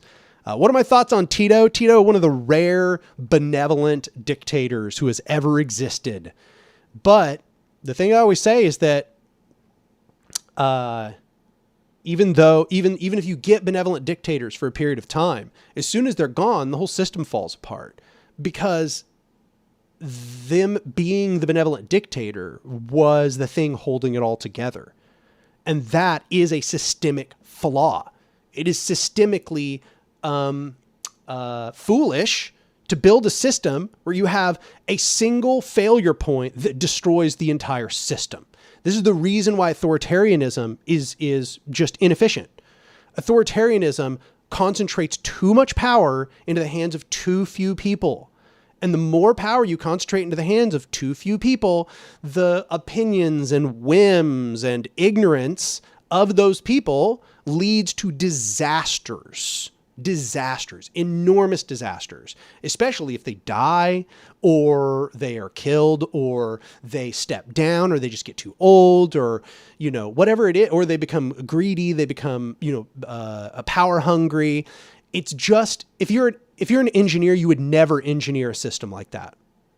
Engineers literally have entire methodologies just so they don't engineer systems like how authoritarians want to engineer systems. It'd be like engineering a car where, if the oil filter went bad, the entire engine exploded and you just had to build the entire engine from scratch, right? Like, there's a reason why you don't build engines that way. You build engines where every distinct failure point should be repairable. It should only lead to local problems. Yeah, and sometimes it gets bad and things get much worse. And you can total your engine by things going wrong in one place or another. But in a general sense, when you engineer engine, you're engineering it with distributed failure modes. not central failure modes. Central failure modes are a recipe for disaster, and they're a recipe for disaster in building political systems as well. So what do I think about Tito? Doesn't matter if you have a benevolent dictator. Irrelevant. After Tito died, everything fell apart anyway and was all for naught. Literally wasted their entire inspiring project because there was a dictator. Robson Barstow says, what do you mean by authoritarianism? Well, I defined it just a minute ago, but authoritarianism is essentially concentration of power, okay? But to be more specific, it is that you have more and more authoritarianism as there are fewer and fewer people making more and more decisions about how the totality of social power is carried out. So, and the most authoritarian system is one-man dictatorship. That's the most authoritarian any system can conceivably be. That is the steepest pyramid that you can construct. The more distributed that power becomes, more people involved in decision-making, more people able to determine the way that the totality of social power is distributed, the less and less authoritarian it is, and the more and more libertarian it is becoming. Libertarianism is a measure of social distribution of power. Authoritarianism is a measure of narrow distribution of power. It's basically a measure of power monopoly, you might say. And in that sense, what it basically is political alienation. So, Marx talks about alienation, talks about how workers are alienated from the means of production. They're alienated from control over their labor. They're alienated from the products of their labor. They're alienated from their fellow laborers. That alienation comes from them not having any ability to control those things. They don't control their workplace. They don't control the products of their labor. They don't control the process of their labor and what they do. They don't control their interactions with fellow laborers. And because of that alienation from the ability to make decisions, the worker is made miserable. They're slowly immiserated, and they are slowly made more and more servile and slave-like in service to the needs of the capitalists. The exact same process of alienation is taking place in every single place in society where authoritarianism exists. Capitalism is authoritarianism of the workplace. It's essentially what it is. It is essentially that the capitalist is the overall authority. They have the ability to make all the decisions about how that workplace takes place and how all the products are distributed. They also have domination. They have the ability to do domination. I separate authoritarianism and domination. Domination is essentially power over others. So it's the ability to do violence, threaten violence, coerce others in a variety of ways, and deceive them. So authoritarianism always leads to domination, and domination bolsters authoritarianism. So that's what I'm talking about when I say authoritarianism. Robson Barstow, that's not what past communist governments have advocated. Unfortunately, it is. You say the Bolsheviks wanted recallable delegates from industries and Soviets. Well, if that's the case, it's really weird that they abolished that system then. You might want to watch the video I did called The State is Counter-Revolutionary. Part 2 pretty much just debunks that entirely. And, not to be too forceful, but you're just wrong. That's not what they wanted. They had the power to do that, and they literally got rid of the system that was already doing that. In fact, right after the revolution, that is the way that things worked. You had distribution of power. You had an extreme amount of libertarian distribution of power in the revolution right after the October Revolution in 1917. And then it was Lenin that created a draft decree to essentially get rid of the system that you're describing, got rid of recallable delegates. Instead, what happened was now you had a system where the workplace had to elect a representative. And then the combination of all of the representatives, they elected the next stage of representatives. And then that stage of representatives elected the next stage of representatives, and so on and so on and so on until you had the second to highest stage of representatives, which hadn't even been elected by the people. They'd been elected by the stage before them, and that stage was also not elected by the people. It was elected by the stage before them, and that stage was also not elected by the people. It was elected by the people before them. And nobody could revoke any of that delegation at the bottom. Nobody had any power to revoke delegation at the very bottom. All they could do was revoke the delegation of their workplace representation. So they essentially just got to choose a person who voted on a person who got to vote on a person who got to vote on a person who got to vote on a person that was in the central committee. So that's how Soviet democracy worked. It was essentially a worse form of representation than we already have. Like, we at least get to vote on president. They didn't even get to vote on the central committees. They voted on a workplace representative, and they voted on representatives up the line until the second to highest representatives voted for people in the central cabinet.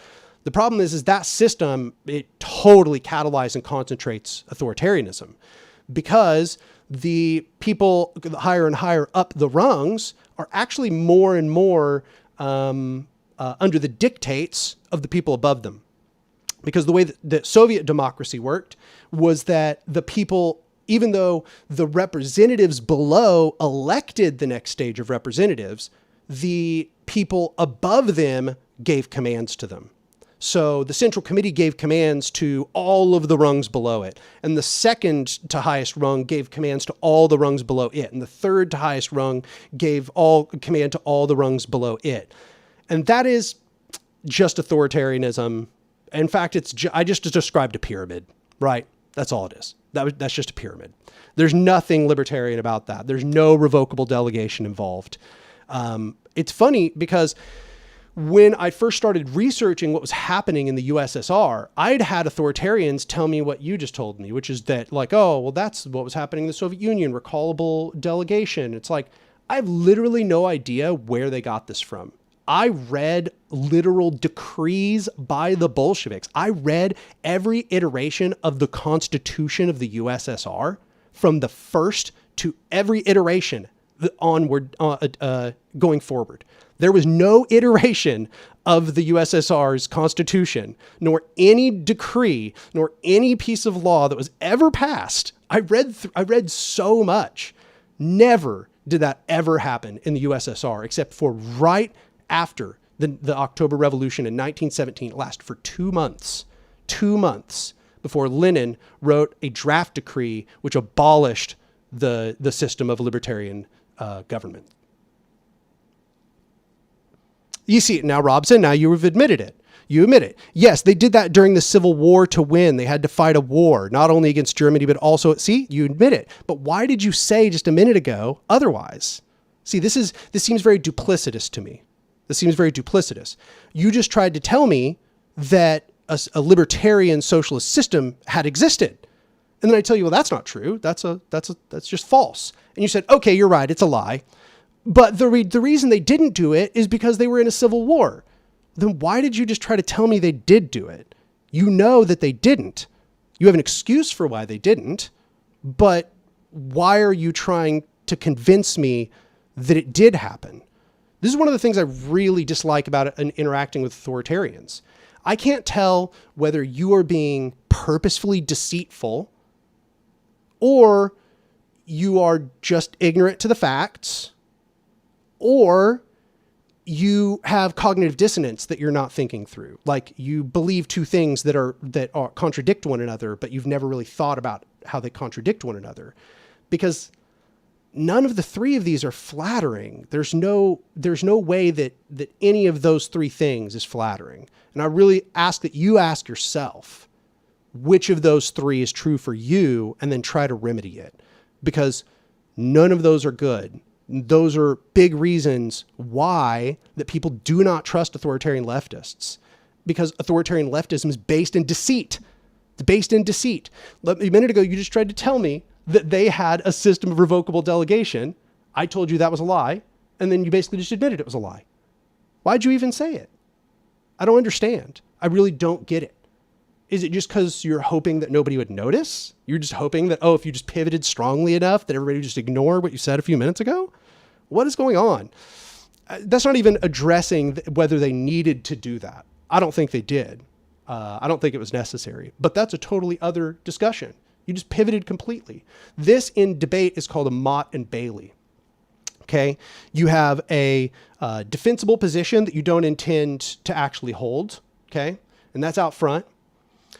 And you know that position is false or flimsy, right? You can defend it for a little while, but then your true position is lying behind it. You intend to retreat to your true position after your flimsy sort of position has been assailed and taken apart.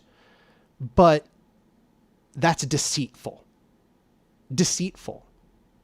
It's considered a deceitful debating tactic, but it is the standard approach of authoritarian leftists, to the degree where who the fuck knows what authoritarian leftists actually even believe, because they're constantly doing the Mott and Bailey. And so they tell you a lie that they hope that you just won't be able to figure out, right? Like, I'm sure that you've seen lots of people tell that lie and then nobody knew that wasn't true. In fact, like I said, I was told that lie, and that's the reason I know it's a lie now, because I looked it up afterwards, right? But it's like, do authoritarian leftists, are they just hoping that nobody will know it's a lie? Is that kind of what's going on? They're just hoping that if they can tell the lie up front, and then people will just buy it, and then, oh, cool, they never have to actually defend reality. They don't have to actually pivot to the real position they hold, which is that they're cool with destroying socialism so long as that, I don't know, they get to have essentially like regimented war society. Like, wow, that's fucking awesome. I just love war communism. That's so fucking sweet. Super weird as well. If they just were using war communism in order to fight in the war, why is it that once the war was over, war communism didn't end?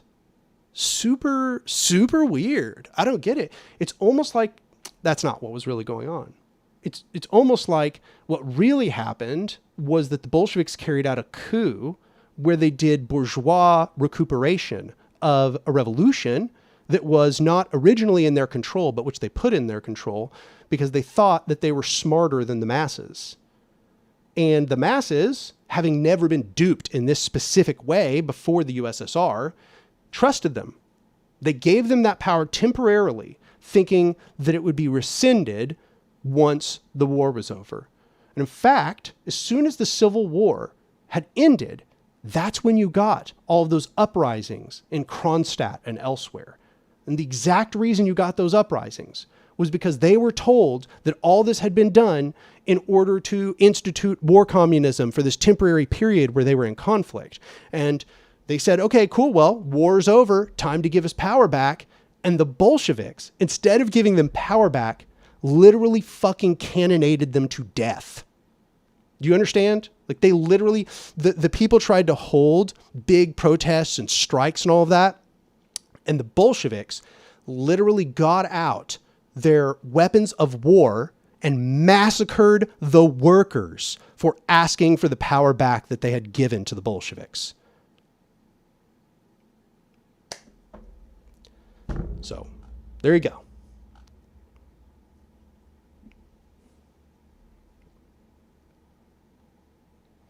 Anyway, got a donation from Tawiri for $2. They said, no wonder why Marx felt so let down by Marxists. Yeah, I mean, this came well before that. He said that well before the Bolsheviks. You know, Marx didn't even live to see the revolution in Russia. Marx was actually talking about how Marxists had already started becoming more authoritarian and more social democrat during his era. Marx held a more revolutionary perspective, but what he was seeing was how many Marxists were taking his conceptions and using them to justify the proliferation of capitalism, especially in Russia.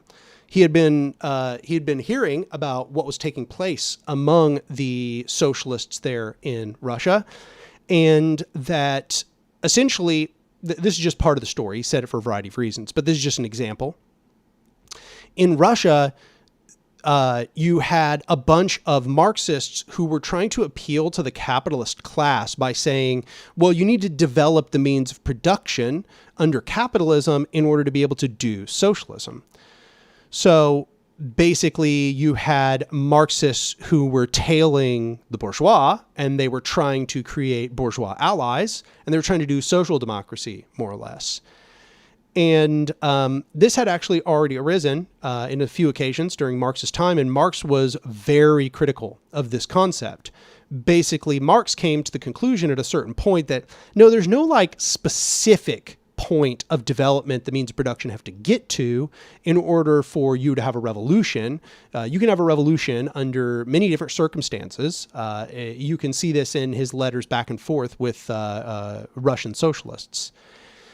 But that was erased, essentially. And now there's this conception that what Marx thought was capitalism was just supposed to develop to its utmost extent. And then at some point, magically, the means of production would be so developed you could do a socialism, or somehow it would be a socialism. And I've characterized this before as you capitalism so hard you do a socialism. I don't actually think that's what Marx believed. I think that Marx believed that as the means of production developed, alienation, remember the forms of alienation I discussed a few minutes ago, those forms of alienation would get worse and worse. So this is what I'm describing is called immiseration theory. So the idea is basically that as capitalism develops, people get more miserable because the capitalists are trying to squeeze more and more out of them. And as there's more and more getting squeezed out of the people, they're more deprived. And as they're more deprived, they are getting more upset. And this creates more and more revolutionary tendencies. And why did Marx then focus on the proletariat? Because he said the proletariat is at the forefront of this development of the means of production. So at the forefront of the development of the means of production are the urban workers, because that's where the means of production are getting most developed, right? And so, ipso facto, the proletarian, the urban proletariat, should be your most radical, your most revolutionary constituency. Immiseration theory is almost certainly wrong. In fact, we just see that almost nothing, unfortunately, I wish it were true, but almost nothing I just described actually has played out in practice. But that, I think, is what Marx thought about this whole concept of the means of production developing. You know, if they developed far enough, people would get pissed because they were being mistreated, and then they would do a revolution. Whereas a lot of Marxists, both during his time and then afterwards, just thought for some reason that like the means of production developing themselves was itself the condition for socialism. That is even more ridiculous than immiseration theory. Immiseration theory makes sense, at least, right? In fact, it wasn't only Marxist. Pretty much all leftist revolutionaries agreed with immiseration theory during that period of time. This idea that just the sheer fact of the means of production developing somehow develops the conditions for socialism without taking into account alienation and immiseration is patently absurd. Patently absurd, has been utterly disproved by reality. We now see that the longer that the capitalists are given time to develop the means of production, you don't get more immiseration, you get more bribed people. You get more people that are bribed by the system extraction itself. And the capitalists just get stronger and stronger and stronger and stronger. Their stranglehold over the economy just gets more and more powerful. Their monopolies become more and more unassailable until, unfortunately, if the means of production are allowed to develop for too long, the bourgeois simply becomes the complete de facto ruling class, where there's literally no competing forces within society. And the bourgeois now have absolute control because the means of production have developed so far that they have all the power and they essentially can't be stopped. So what that means then is authoritarian leftists have actually become foot soldiers for capitalist power. They've actually, all their rhetoric and all of their praxis essentially just aims at the perpetuation of capitalist strength, not the undermining of the capitalists. Quite the opposite. It's a process of moving would-be revolutionary movements into capitalism and then not only maintaining capitalism, but strengthening it. And just saying, oh, well, eventually one day we'll strengthen capitalism so much that, I don't know, question marks, socialism will happen. that's where we're at. And that's really fucking disturbing. And as you say, it's pretty easy to see why Marx recognized that these tendencies were arising during his time. And he was so unenthused and wanted to separate himself from being called a Marxist for that very reason. The people who were being called Marxists were beginning the development of the sort of theory that we now call authoritarian leftism. It was beginning during Marx's time, and he already disapproved of it.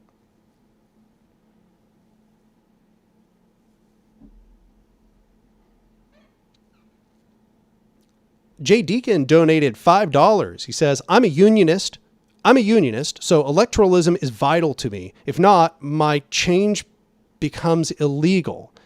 If the state is the opposition, voting is choosing the opposition. I'm super confused. What do you think happens? What do you think? You think that if you vote for Democrats, they're going to be like pro-union? I'm just a little confused because like I don't know how you can believe that. Like I get like, have you not witnessed what the Democrats have been doing for like, let's say like 65 years? That's not the case. The Democrats aren't pro-union. The Democrats have been assisting in the gutting of unions for decades at this point. In fact, Bill Clinton, I think one of the most notable things he did was NAFTA. NAFTA was known to be a severe blow to union strength. And Joe Biden has done a few things that have benefited unions, but I would not characterize the Democrats as being openly pro-union. They are very responsible for the gutting of the unions in the last decades. So like you say it's choosing your enemy, but I don't know. It doesn't seem like you're doing a very good job choosing your enemy. Like your enemy also wants to destroy you. I think that it's kind of irrelevant. It's kind of irrelevant. It doesn't really matter. It might have minor effects, but those minor effects are completely washed out by the necessary activity of the people. And if there is no activity of the people, then you're not going to get any concessions no matter what party it is. And this is why I'm always trying to get people to get their brains out of the liberal mindset. The liberal mindset, it just completely revolves around electing representatives and what the representatives do or do not believe and the bills they pass. But the very problem of focusing your mind around this is that they're only going to do what moneyed interests want. They're going to do what their donors want. They're going to do what the party wants. You are just a captive voter. You are basically going to vote for whichever party you perceive to be in your interest. And they know that. So they don't actually have to meet your interest. You are captive. And so that's why we've seen that for decades, they've just been fucking the left and destroying unions. And the left and the liberals in the United States have been pivoting more and more and more rightwards, is precisely because there isn't a bottom-up movement and because all of the revolutionary potential that originally pushed the Democrats into a more progressive stance is gone. So there's pretty much no limiting factor on what they do. And I'm constantly trying to remind people that it's like, if you devote any of your mind to electoralism, make it the smallest amount conceivably possible. Just devote more of your mind to building the movement that is actually going to get them to do what you want. Because the truth is, if the movement's powerful enough, doesn't matter what kind of person's in the presidency, doesn't matter what kind of person is your representative. The movement, if it is powerful enough, will extract concessions from anyone. That's just how it works. The thing is we've spent so long being powerless that now we're over here just like negotiating about these incredibly small differences between the possible leaders we have to choose between.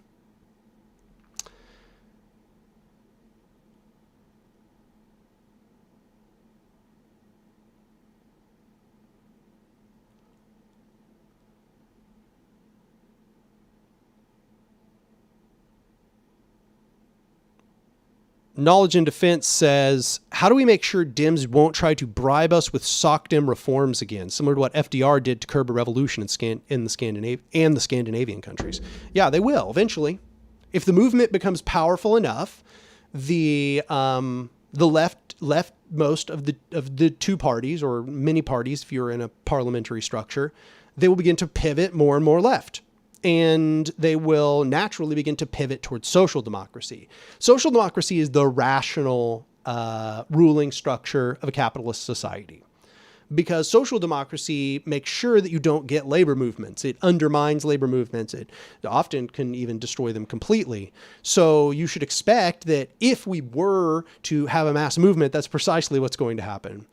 And all of the rhetoric about if you should vote for Democrats or Republicans, that's all now going to be, not retroactively, but it's going to be that rhetoric which was developed in this harm reduction sense is now going to be strengthened and re-perpetuated now in order to promote this social democracy instead of continuing to build movement strength. So I have zero desire to tell people anything positive about voting or elections, because all I'm doing is helping later acts of recuperation and reaction.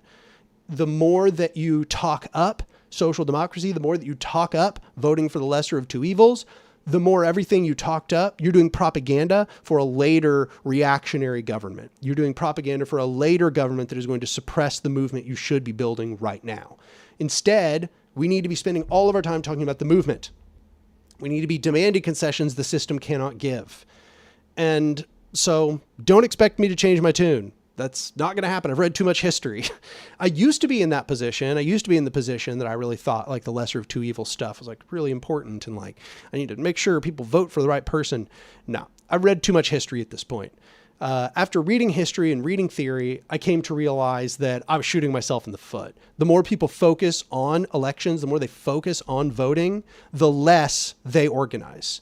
And the more electoral success that they get without a movement, the more they destroy the potential for a movement. And that's just the fact of it. Everybody in the response to the ContraPoints video tried to say the we can walk and chew bubblegum thing. Wrong. You're all lying. The more time you spend on elections, the less time you spend on building a movement. Not only because you have limited energies, but because it's convincing you. You are starting to think it's more important than it is. If you want to vote, and that's all you wanted to do, you wouldn't be spending your time telling me about how you only want to vote. I bet you're spending a lot more time on it than you're letting on. I bet you're spending a lot of time researching what one or another candidate is doing. I bet you're spending a lot of time consuming talking heads that are telling you about the candidates and the things that the candidates are going to do. And you're worrying about it and wringing your hands. The more you focus on voting, the more that's where you're going to spend your mental energies, and the less of your mental energies you're going to be spending on actually trying to build something which works, actually building something which could change society. And I know because that used to be me. And I used to make all of these same arguments. And I also used to lie about this. I also used to pretend that I wasn't spending as much energy on it as I was. I was the one making all the arguments y'all are making. I used to be the we can walk and chew bubblegum guy and pretending like, oh, well, I just go and vote. And then I go right back to, no, I wasn't. No, I wasn't. In fact, in measure to how much I was vocal about the need to vote, I was less active in doing the necessary work to build a movement from the bottom up. They were directly proportional. And I just want to emphasize, they always are. You're not an exception. You're not an exception. If the more time you spend on thinking about electoral politics, the more time you spend on voting, you are factually spending less and less time on building a movement and in the rhetoric that you utilize about building a movement. And that's not good, y'all. There's a reason why that revolutionaries throughout history that actually wanted to build movements also were in the process of dissuading people from thinking about or engaging in or litigating the electoral process. And it's because of what I just said. There's a very strong correlation here. Very strong.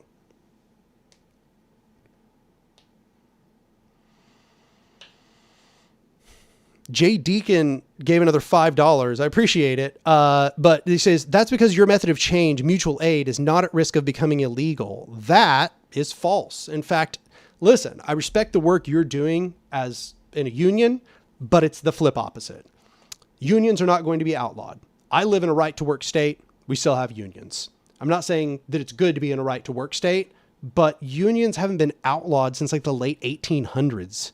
By contrast, people that are doing mutual aid are being criminalized. In fact, literally, people have been being taken to jail for doing mutual aid. Like assisting homeless people has been made illegal in a variety of cities, a whole bunch of them. And like people are being given enormous tickets for it. People have literally been having jail stints from doing mutual aid. Like that, it's just literally the flip opposite. Like it's not true. Unions have a lot of power already. They're not likely to be outlawed anytime soon. Yeah, somebody even noted the exact situation. Houston Food Not Bombs has been getting enormous tickets, and a few of them have even been arrested and taken to jail for mutual aid. By contrast, nobody has been arrested for establishing unions for, let's see, early 1900s. So over 100 years. It's been over 100 years. And it hasn't actually been illegal outright to make a union for over like 140 years now.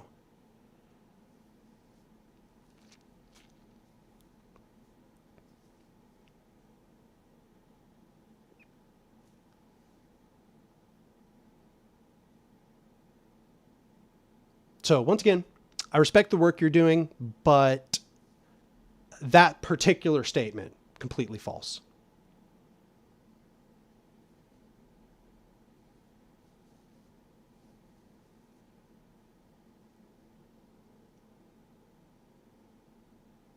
Wallek says, thoughts on voting and anarchism? Things like, let's count how many people want option X or Y and do the one with the most votes. When are such systems of simple majority appropriate in anarchism? I don't think that voting and simple majority are inherently connected. In fact, you can introduce voting into consensus, and I recommend doing so. So consensus essentially just means you need unanimity. But that doesn't mean voting doesn't then have a purpose. Just counting the number of people that approve or disapprove or abstain and all of that is really important. Mostly for the reason that it helps you gather metrics, which can later be used in order to do assessment and analysis and so on. But also because it is helpful for people that are neurodivergent and people who have social anxiety. Voting is way less stressful than having to get on stack and then interject into the conversation. Just raising your hand or doing a downvote is extremely low burden. And so it is much better for allowing people to lodge complaints or to propose friendly amendments. Whereas when it is illegible, when you don't have any sort of formal process of voting, consensus often just becomes, what's the best way to put it? You're basically just making sure there's no objections, but you're not really doing a very good job querying for objections. And it very much risks being rushed. So I've seen this happen before. What'll happen is, the person who's facilitating, they're like, you have a long conversation and, it looks like we're ready to pass it. And they say, are there any objections? And they wait for 5-10 seconds. And they go, well, I hear no objection, so it's passed. That I have witnessed that steamrolling people who just did not want to interject, did not want to, inconvenience the group. They didn't want to be the lone dissenter. They weren't sure about how to lodge the complaint exactly. But I've noticed that if all you do is you introduce a little bit of legibility, and you have upvotes, downvotes, abstains, blocks, etc., and you actually formally ask people to go through and give you the vote, that more people downvote than when you don't. And that's good, because then that allows you to actually address the downvotes. And might I add, it makes it almost impossible for anybody to do that steamrolling thing that I just discussed, where they just go, well, I don't hear any objections, and they just move on quickly. You can't do that if everybody actually has to formally vote. If everybody has to formally vote, you got to listen to every objection. And so, yeah, I actually think voting is necessary in consensus. As far as when is majoritarianism useful, I think majoritarianism is something people, if they want to, they can opt into. So it might be, for example, that there is a discussion that is going to be contentious, but that you have to make a decision on it. You might, at the beginning, like before you even go through the discussion and voting process, you might agree through consensus to just do majoritarianism. And personally, I think that might be a very good way to resolve problems where, once again, there's contention, but everybody knows there's got to be a decision made. And it also allows people, if there is some situation where majoritarianism could lead to oppression of a minority, that the minority just wouldn't opt in then. They wouldn't say, they would say, no, we're not going to do majoritarianism. You're just going to paper over all our problems if we do that, right? That being said, I think it's possible that when you get to really big scales, you might need maybe some form of weak consensus, like an 85% or a 90%, or something like that, instead of 100% agreement. But yeah, this is there's a lot that goes into a topic like this. This is the kind of thing that like academics could analyze at considerable length. There's math that could be applied to questions like this. So Vinny P donated $1. No comment, but I appreciate it, Vinny. Thank you. Have I missed any other? Let's see. Have I missed any? No. Looks like I got them all.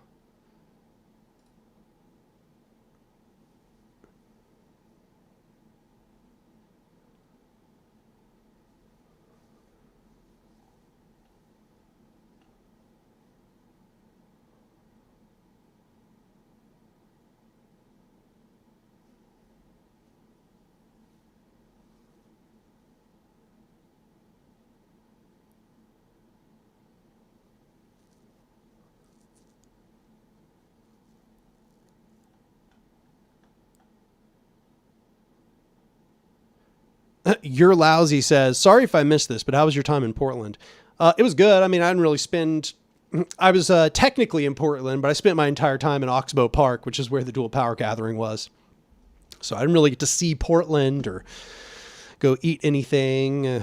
I'm very much a food tourist, but I didn't get any chance to do any food tourism while I was there. But Oxbow Park was beautiful. Enjoyed my time there. Had good conversations with people. Met some really good people.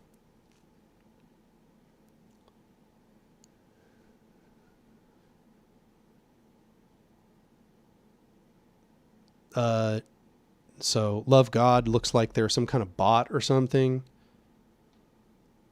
I'm going to hide the user.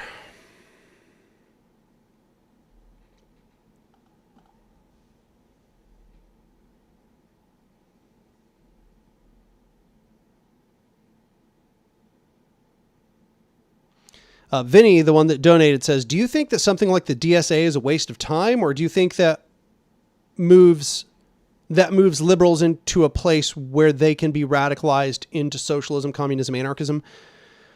You know, I have mixed opinions on DSA. I think it really depends on what your DSA local is like. I've been in a DSA local that was very anarchistic and did mostly direct action. But there are other DSAs that are absolutely not like that, that all they do is electoralism. Would it be maybe valuable sometimes to do social insertion as an anarchist into those organizations? Yeah, maybe sometimes. But I'd be real careful about it. If there are alternatives, don't do it. If the DSA is the only thing in your town, yeah, I mean, do what you need to do to meet people who might have your politics. In fact, you might already find that there are anarchists or libertarian socialists that are there. But if DSA is not your only option and they're doing electoralism, don't waste your time with DSA. It's a complete waste of time. DSA is not even very powerful, but they're mostly just a good funnel. They're like a good place for new socialists to do stuff. So if you want to find allies and you can't find them otherwise, yeah, maybe so. But yeah, it's kind of mixed. It really depends on specifics.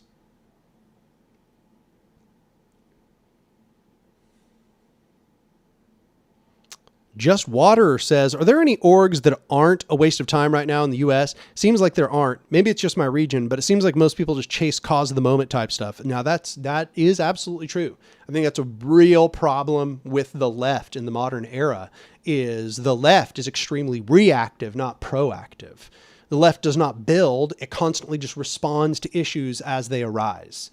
And what that leads to is everything you build up for that issue just disappears as soon as the issue goes away. So there's a lot of those organizations. That doesn't mean that it's not worth your time to engage in them, but you're right to say they're not going to probably achieve a whole lot, because what you have to do is create an ongoing long-term sort of organization that can exist and continue to confront problems as they come, and to build proactive strategies that actually build power for the people. That being said, you're absolutely right that I would say probably 98% of all organizations, leftist organizations in the United States, are reactive rather than proactive. However, if you have a cooperation group or a symbiosis member group in your region, or a group that ends with the phrase anarchist organization, like, the one here in town, Scissortail Anarchist Organization. There's a Space City Anarchist Organization. Like, if you have organizations with that name on the end, Anarchist Organization, those are generally going to be more proactive rather than reactive. So look for symbiosis member groups, look for cooperation X groups. Those are generally going to be much more revolutionary in their thrust.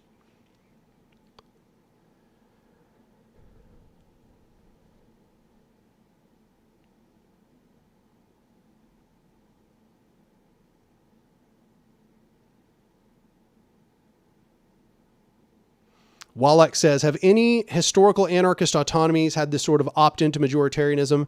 I saw the C&T sometimes forced minorities into majority resolutions. You should watch Zoe Baker's video on democracy. It's just a really good starting place. It doesn't cover, it's not the whole of the topic, but you'll learn a lot from it. You should watch that video. Can't pronounce that name. HTHJS. Yeah, it's just a bunch of letters. It says, thoughts on Sociocracy. Sociocracy seems cool. I was really impressed when I was reading Sociocracy for All, how amazingly comprehensive it is. It is very much just an instruction manual for how to run a group.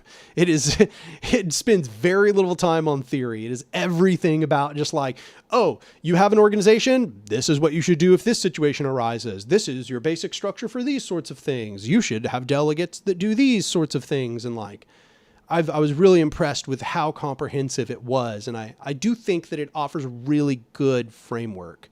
That being said, I don't run, the organizations I'm in don't run like Sociocracy. And that's mostly just that all the little details don't match up. But Sociocracy does seem like a very viable system. I'd be interested to continue learning more about Sociocracy, because that's about the extent of my opinions.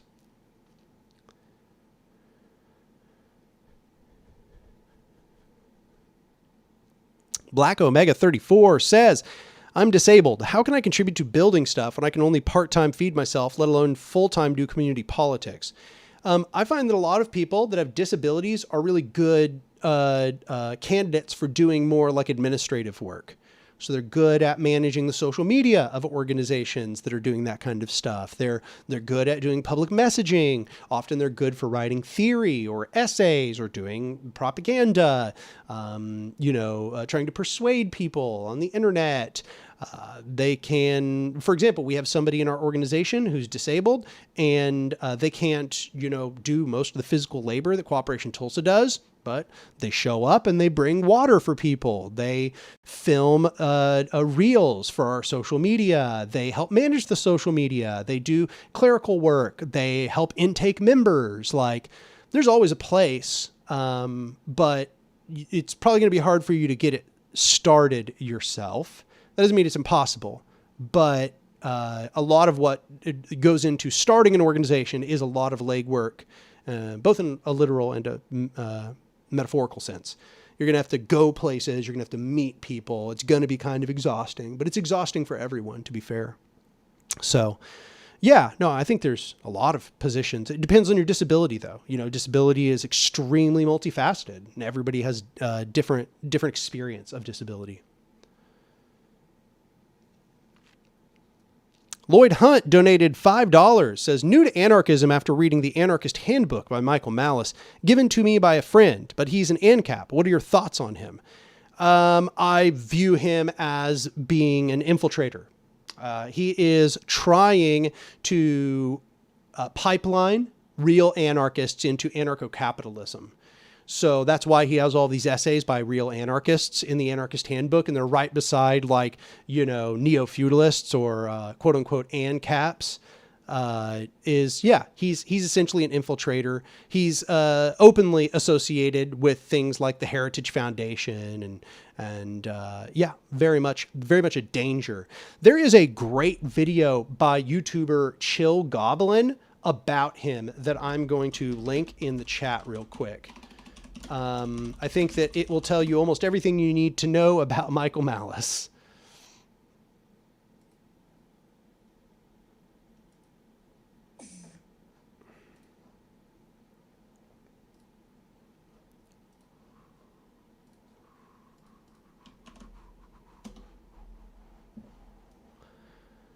Yeah, Michael Malice literally has no idea what anarchism is. His entire job is just to misinform people. It's the ANCAPs, quote unquote, have been doing this for a few decades now. They realized that the sort of sympathies for bottom-up action that anarchists had would be really good to use towards recuperating capitalism instead of actually trying to destroy it. Even though anarchism's entire history is anti-capitalism, they tried to make up a tendency of an anti-capitalist ideology, which was for some reason hyper pro-capitalist. And I'm glad to say that for the most part, it has failed, but it's definitely duped a lot of quote unquote ANCAPs into believing they're anarchists, which is mostly an annoyance and kind of just humorous more than anything. I don't think that they're actually any real danger. Nobody who's an anarchist is probably going to actually be convinced of anarcho-capitalism. Even learning anything about anarchism inoculates you towards capitalism. But it's really good for confusing people. It's super good for confusing people. And maybe making it so that people, when they're first trying to figure it out, when they're like kind of just beginning to inspect all kinds of different ideologies, if they have a more bottom-up approach, instead of entertaining anti-capitalist ideology, they might be duped into believing in neo-feudalism.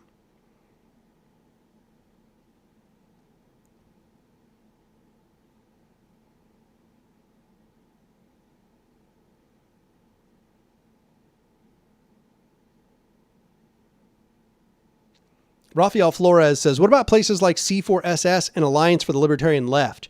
C4SS just seems to be a market anarchist for the most part. They even have some libertarian socialism there from time to time because they have a lot of like mutualism, and mutualism sometimes kind of breaches into cooperative socialism. So yeah, C4SS, they're not ANCAPs. That's not who I'm talking about. The other one, though, I don't know anything about. Alliance for the Libertarian Left. I've never heard of that.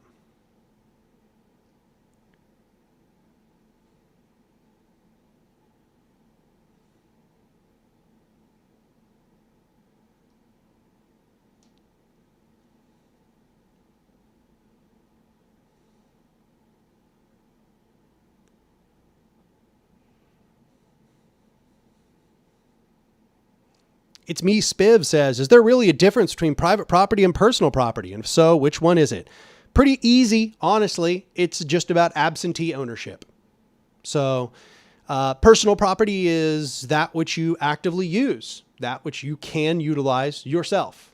Whereas private property is property that you only own by way of some sort of structural fiat, even though you can't really operate it.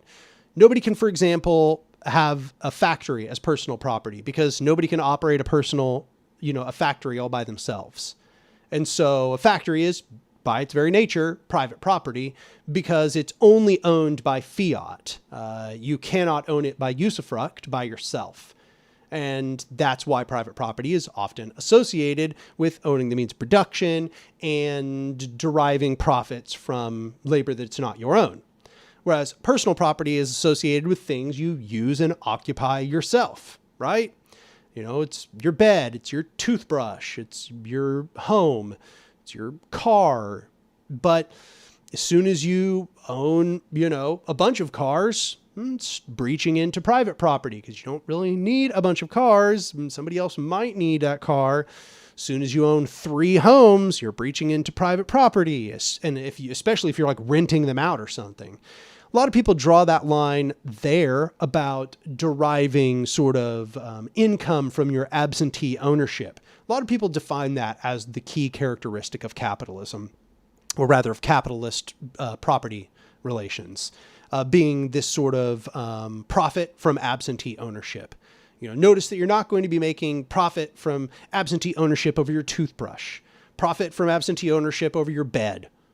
That stuff is generally not happening. And that's because it's not really practical. You own that through use. And as you begin to breach out of that category, you enter into private property.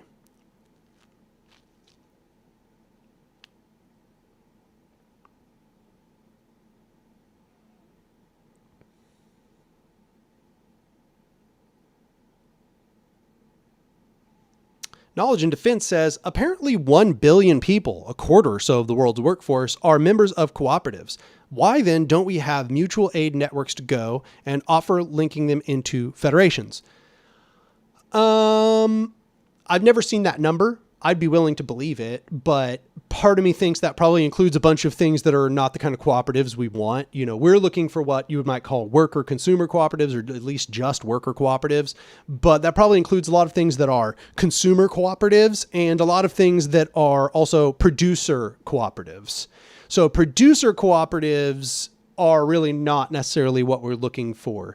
Consumer cooperatives are better. They're not bad necessarily, but they often just kind of function like normal businesses where the consumer is allowed to go to board meetings. A lot of credit unions are like that. Worker cooperatives are different, right? So we have to ask ourselves how many of those people are in worker cooperatives, because that's really what we're trying to create. The ideal would be a worker consumer cooperative, but those are even more rare. Those are very, very uncommon. Those mostly, I think that's the ones that are in Cacasasola, for example. But yeah, that's not very common. So that's probably part of the answer you're looking for. But insofar, if we were to just take that number at face value, I would say that, yeah, people should be trying to create federations of those cooperatives. Once again, I just want to warn against not every cooperative is actually liberatory. Many cooperatives function hierarchically. And many of them are not worker cooperatives. Producers cooperatives are often just a way for petite bourgeois to work together in order to get better prices. Once again, it's not necessarily bad. If you had, for example, a bunch of worker cooperatives could make a producers cooperative, and that would be helpful for them, and that'd be good. But yeah. HTH, I'm just going to go with the first 3 letters, gives 5 pounds. Yeah, that's right. I'm finally starting to, I'm an American learning symbols. I'm doing it. 5 pounds says, let me buy you a drink. I appreciate it. Thank you very, very much. Yeah, you paid for this. You paid for my energy drink today.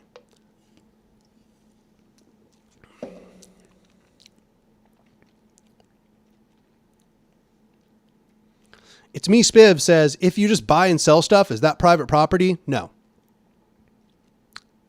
No. I mean, I just gave you the answer. I mean, I laid it out pretty. I feel like I gave you quite a bit of detail there. I don't see how it would be private property to buy and sell stuff. How would that be related to what I said?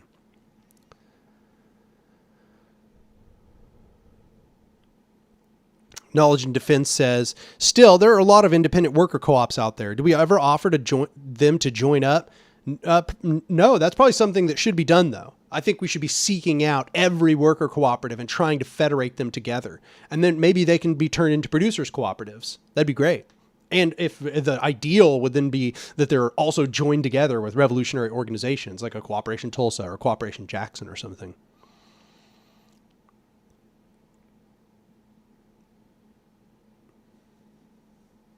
Energy drinks are poison? Yeah, maybe so. I don't know. Been drinking all kinds of poisons my entire life.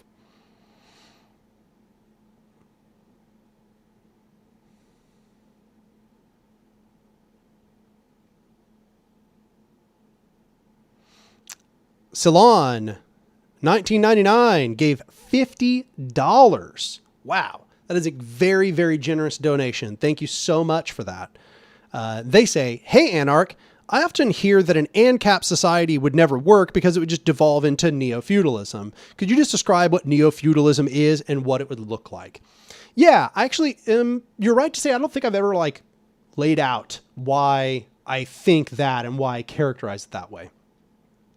So let's start by describing feudalism for the most part. This is kind of a loose overview of feudalism. Feudalism was a system that may or may not have had a very strong central monarch. Some feudal systems had a kind of weak central monarch, but is mostly characterized by relations of lords and peasants, people that essentially family dynasties, and their relation to the workers is that the workers are a sort of a captive laboring class that has very little actual ownership over anything, but is in basically under the thumb or owned by these noble lordly families. And, this is where this relation of serfdom comes from. So serfdom is essentially the relation where you are part of a plot of land. You are like a feature of that plot of land. And if whoever owns that plot of land pretty much owns you in relation. For example, lords would sometimes buy and sell plots of land, and the serfs that lived on those plots of land would be transferred with that land ownership. They were just literally considered like features of the land. So that's, some of the big characteristics of feudalism. Obviously, these lords, because they have old family dynasties, they concentrated an enormous amount of wealth, and they essentially became like de facto political rulers within their regions. Even under very strong centralized monarchic systems, it was still the case that the lords did most of the they had most of the control over their plots of land, their areas that they owned. And in fact, one of the ways they became ingratiated to the monarch, or one of the ways they became linked to the monarch, was through the monarch ceding some amount of this land to them. So when I talk about neo-feudalism, I'm not really talking about that monarchic part. I'm more talking about the lordly estated part. So I'll just emphasize that off the bat. So now let's compare this to anarcho-capitalism. So in anarcho-capitalism, what they're suggesting is that there is going to be essentially no limits on the ability of some capitalist entity to seek out its own personal gains, and that the people who own the capitalist entity are going to be the ones who benefit from its extraction, from its profits. Okay? At first, this probably wouldn't be like feudalism. At first, it might be more like the Wild West, which is to say it would suck in a very different way than feudalism. It would suck because there would probably be so much deprivation. So many of these capitalist entities would be so small and weak that essentially what you would have is a free-for-all society where bandits and the worst of the worst kinds of grifters and scammers would get a leg up on poor, impoverished people who don't really have any opportunities. However, what we see within capitalism is that wealth has a tendency to get concentrated in the hands of those few successful people. It's almost a trivial observation, right? Like, there's going to be winners and losers in a competitive system.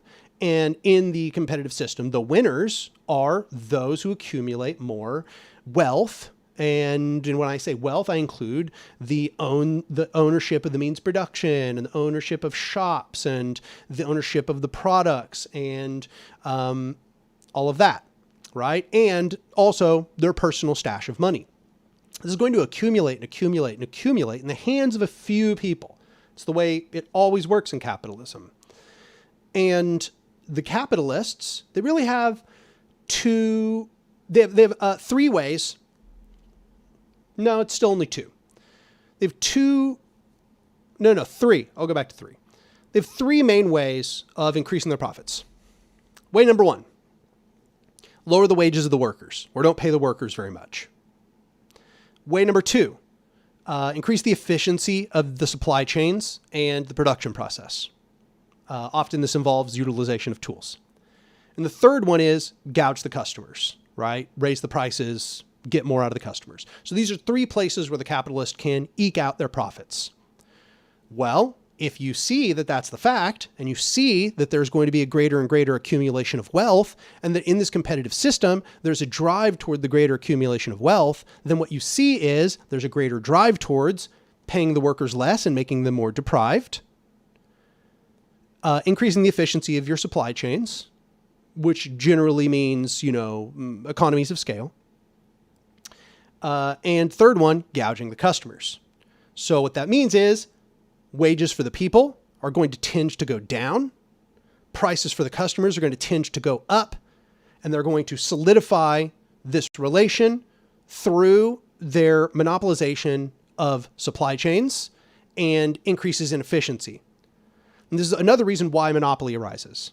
Monopoly arises a lot because of that system too, because they get more and more control over the logistics and supply chains such that nobody can really compete. Like, this is one of the reasons why Walmart is able, or has at certain points in history, been able to make their prices lower than everyone else. They are buying in massive bulk, number one, so economies of scale, but also because they're the ones doing most of the selling, that gives them a leg up to then go to the providers and to negotiate sweet deals, right? And that doesn't only have to be bulk. They just try to negotiate a sweeter deal. What that does is it solidifies the control of the capitalists. Those who own the means of production, those who accumulate wealth, are going to tend to accumulate more and more wealth the further ahead that they get. Well, just think about the end outcome of that. What we can see is when capitalists are allowed this sort of runaway accumulation of wealth, they not only like involved in those three factors I talked about how you can squeeze out more profits, right?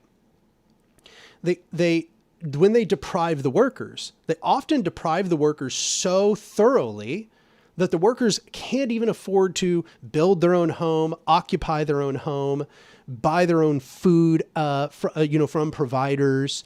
And so what you get is company towns. And these company towns essentially are owned by the business that is employing the worker.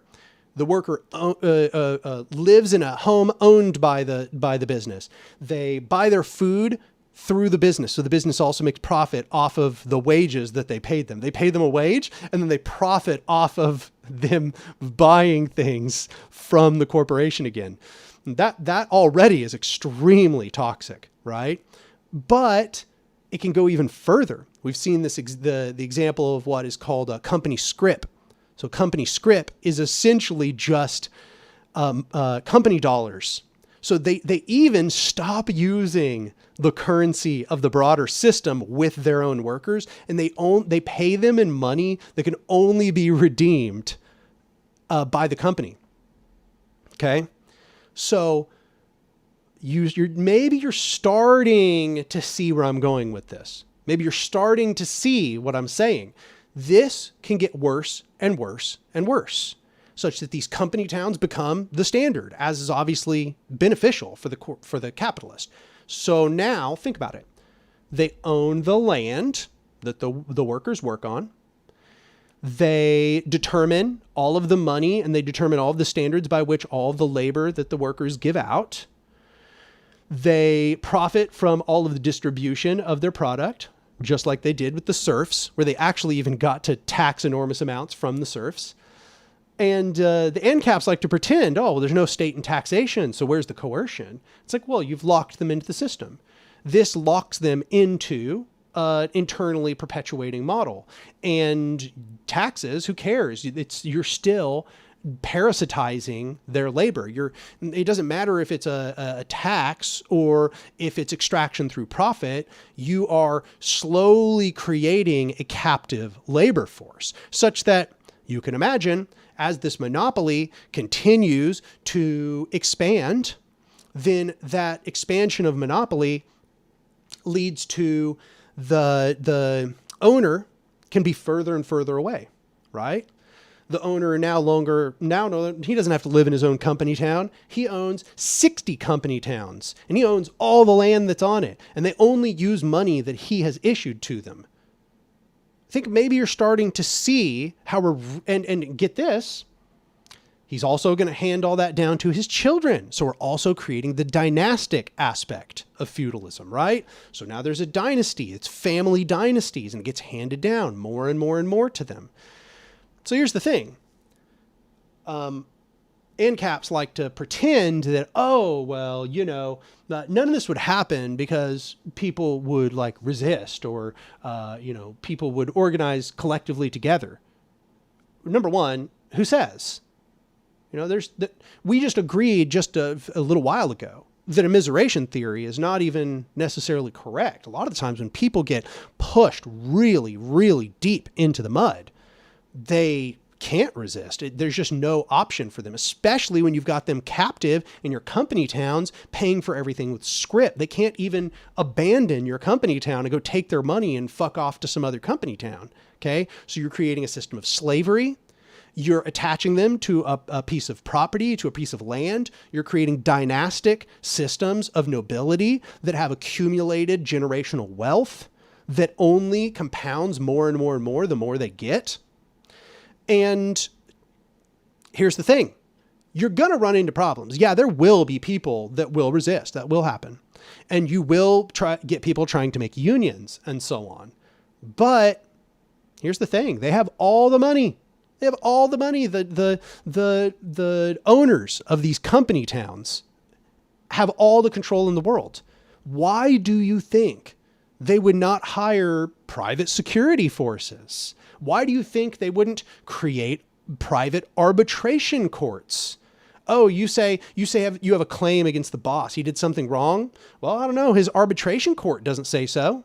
Kind of like when feudal lords had control over the courts in their area, so the peasants couldn't press any charges against their lords. And in fact, they were afraid to even suggest that the lord had done anything wrong in case that they were punished by the lord through the court system.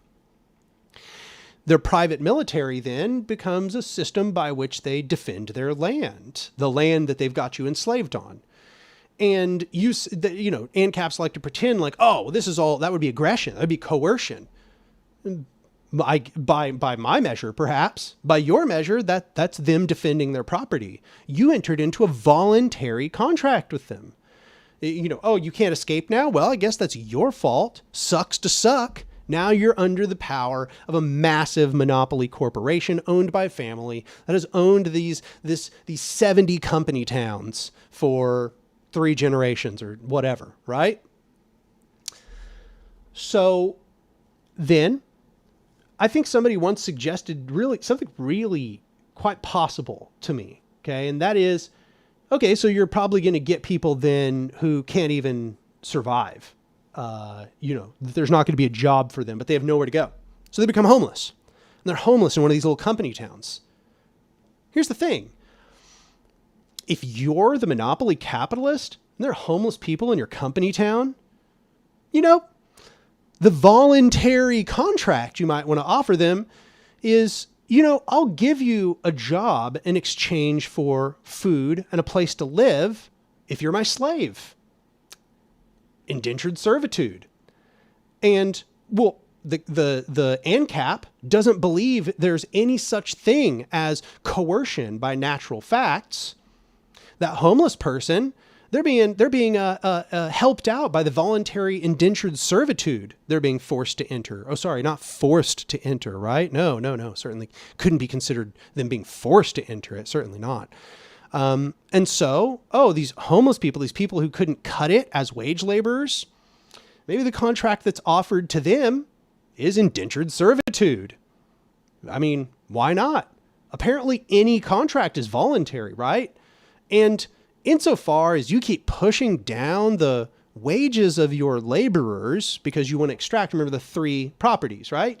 Lower the wages of the laborers, efficiency in supply and production, gouging the consumers. Oh, well, your laborers and your consumers are becoming the same people. And so, you know, maybe you just push the wages down as far as you can and you increase those prices as much as you can. And, you know, you start writing a lot more of those voluntary indentured servitude contracts. Yeah, just, you know, let's give those out. Let's just, I don't know, maybe this should just become the new default. You know, y'all can't really make it on your own, you know? It's not my fault that you can't survive the natural state of deprivation. Maybe you should just be my indentured servant. Otherwise, you'd be homeless. I'm doing you a favor. I'm just using ANCAP logic right now, right? This is the logic of ANCAPs. There is no reason to believe this wouldn't happen. All of their reasons for believing this wouldn't happen are fantasies. They're wild ideation that has nothing to do with reality. There's no reason to believe that there would be any internal checks in this system. None.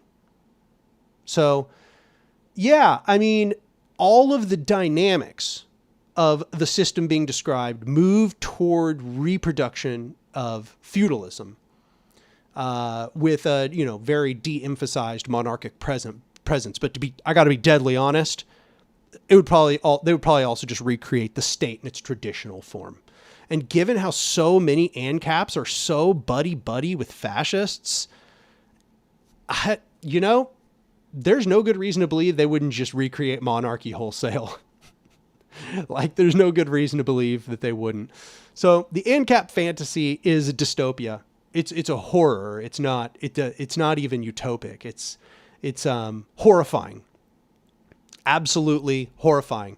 It only sounds like it makes sense if you have no idea how capitalism actually works and how power works. If you have no idea how power works, you might be persuaded by anarcho-capitalism. But if you have any sort of critical thinking skills, if you've done any research into power dynamics and power structures, you can just see how the end game is reproduction of lord-serf relations.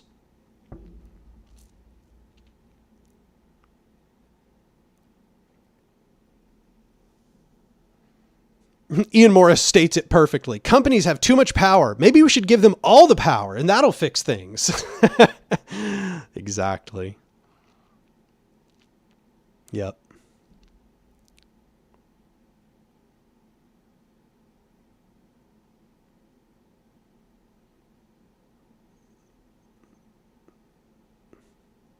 Rafael Flores, Millet is an ANCAP. Here's the thing. Here's what I notice about ANCAPs. ANCAPs are impervious to reality. No matter what happens in reality, they're impervious to it because they can imagine an alternative reality where somehow everything went right. Even though there's no examples of it, even though it hasn't ever happened. There are no precursors. They still think that because they can fantasy the world where it could work, that means it would work.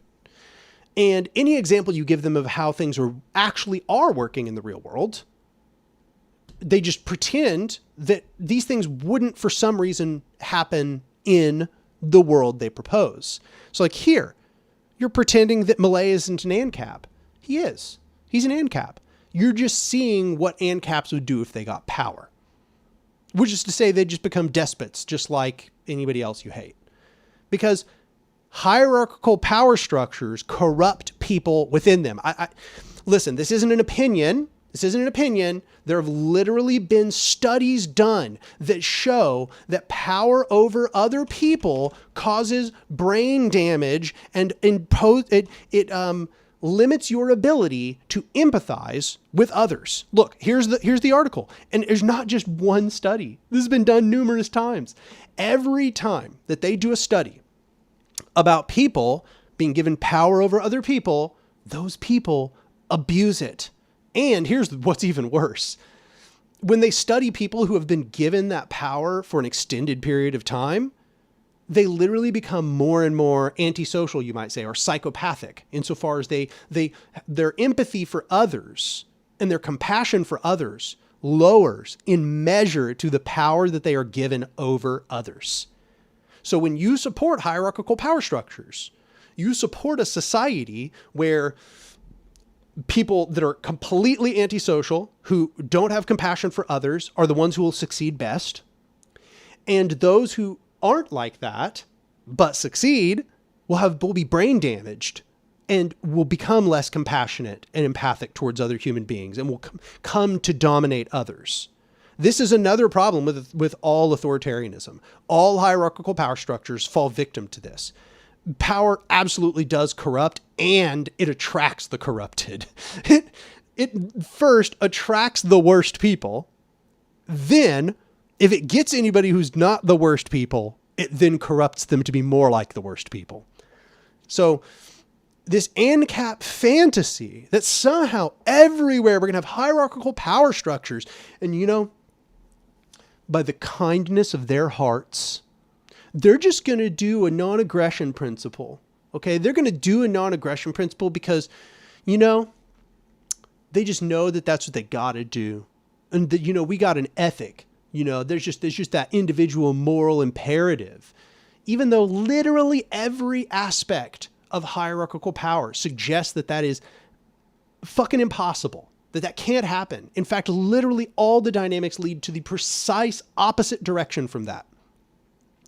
Everything that humans have studied suggests that this system, it would be a horrifying dystopia. It would probably just collapse back into some form of kind of like liberal capitalism, because honestly, the ANCAPs would probably just go to war with one another. Just like in feudalism, when there were like land disputes and all of that, the capitalists would just take their private militaries and they would just crush their opposition. They would crush both any worker opposition, that's obvious, but they would also crush competing capitalist entities if they could. And then, well, you've got a new job for all those indentured servants, huh? Just think about it. Think about it. Stop being naive. Rafael Flores, I'm pretty sure I've already debunked this to you before. The Republic of Caspia and Acadia, wrong. Both existed in feudal society. Those were not capitalist. They had a strong merchant class, but having a merchant class is not capitalism. The Wild West is my favorite one. In medieval Iceland, you just said medieval, so it's not capitalist. The Wild West is my favorite one because it's the closest to accurate, and it was a hellscape. The Wild West was terrible. Oh my God. The Wild West. I love when y'all say the Wild West. It's like you're doing propaganda against your own ideology. If I wanted to concede to you that the Wild West was anarcho-capitalism, you realize that would work against you. Nobody idealizes the Wild West. I mean, even people who like cowboy flicks and stuff, they only like them in an abstract sense. Nobody wants to live in the Wild West. Okay. Like if you gave them the option to return to the conditions of the Wild West, people wouldn't choose it because the Wild West sucked so fucking bad. In fact, I just used the Wild West a few minutes ago to demonstrate how bad the system would work out because the Wild West was so shit. It's a perfect example of how bad your system would work out. And in fact, even more to the point, the Wild West both existed within a state structure, which is to say the United States, and it eventually was subsumed and combined back into liberal capitalism, precisely as I said was likely to happen. So why would you even cite the Wild West? That's mind-blowing. That's propaganda against you. You should just not say the Wild West. Just omit that so that it's not easy to dunk on you. Like, I don't understand. ANCAPs are living in a completely different world. There's just like, it's a weird fantasy world that they're living in.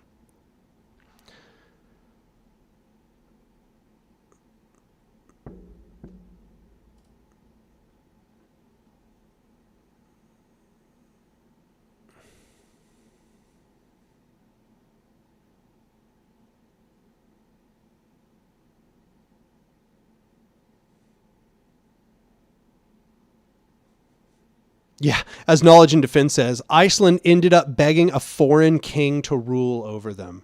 Yeah, I remember looking into all these weird, like, medieval examples of what ANCAPs try to cite, and it's funny because none of them functioned. Like, they all were like, they were all very short-lived, and then either willingly created monarchy, precisely as I said would happen, or were conquered by monarchs, which, damn, shitty track record.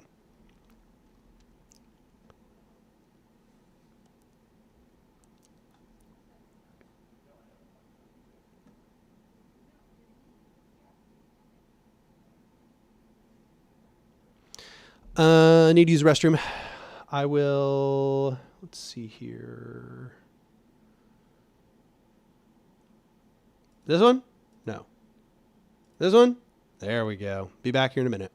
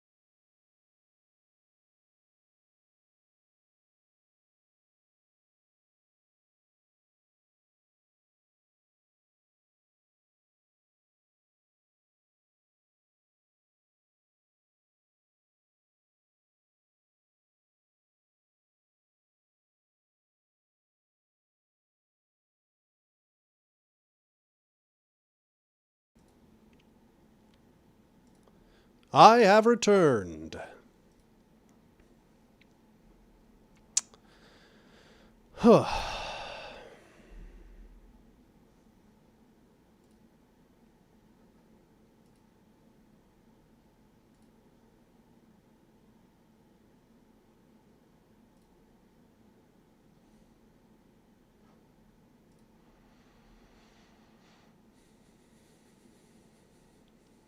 So yeah, I just want to emphasize, like, if you support the channel, that you should go become a patron at my Patreon, which is patreon.com/anarch. And I'll link that real quick.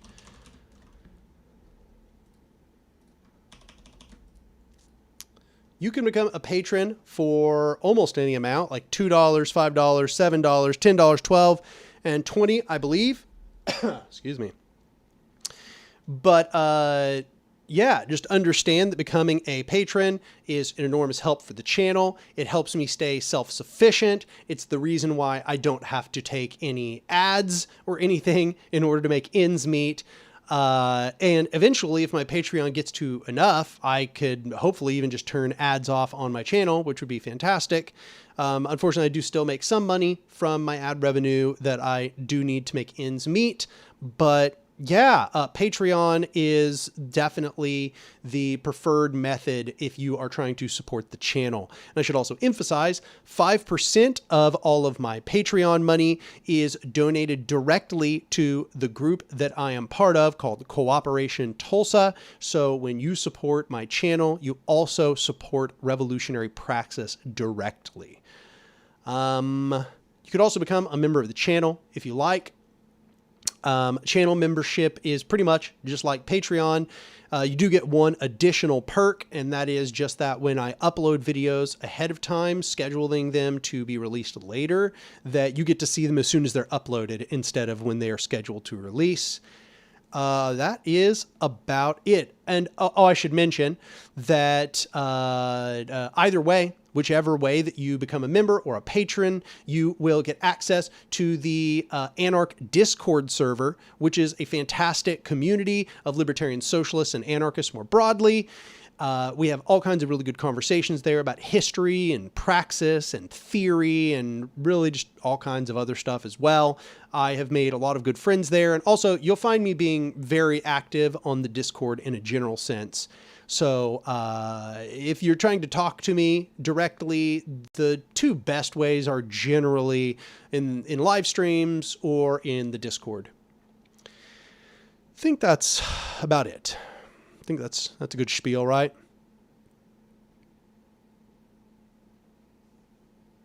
The Particle Obliterators says, hey, Anark, just started reading A People's History of the United States. Is there any books you'd recommend about the indigenous peoples of America and how some organized before their genocide? I mean, given that you just are reading that, you should read an indigenous history of the United States. Pretty sure. I think that was the name of the book. Very much in that same style, but about indigenous people and their resistance.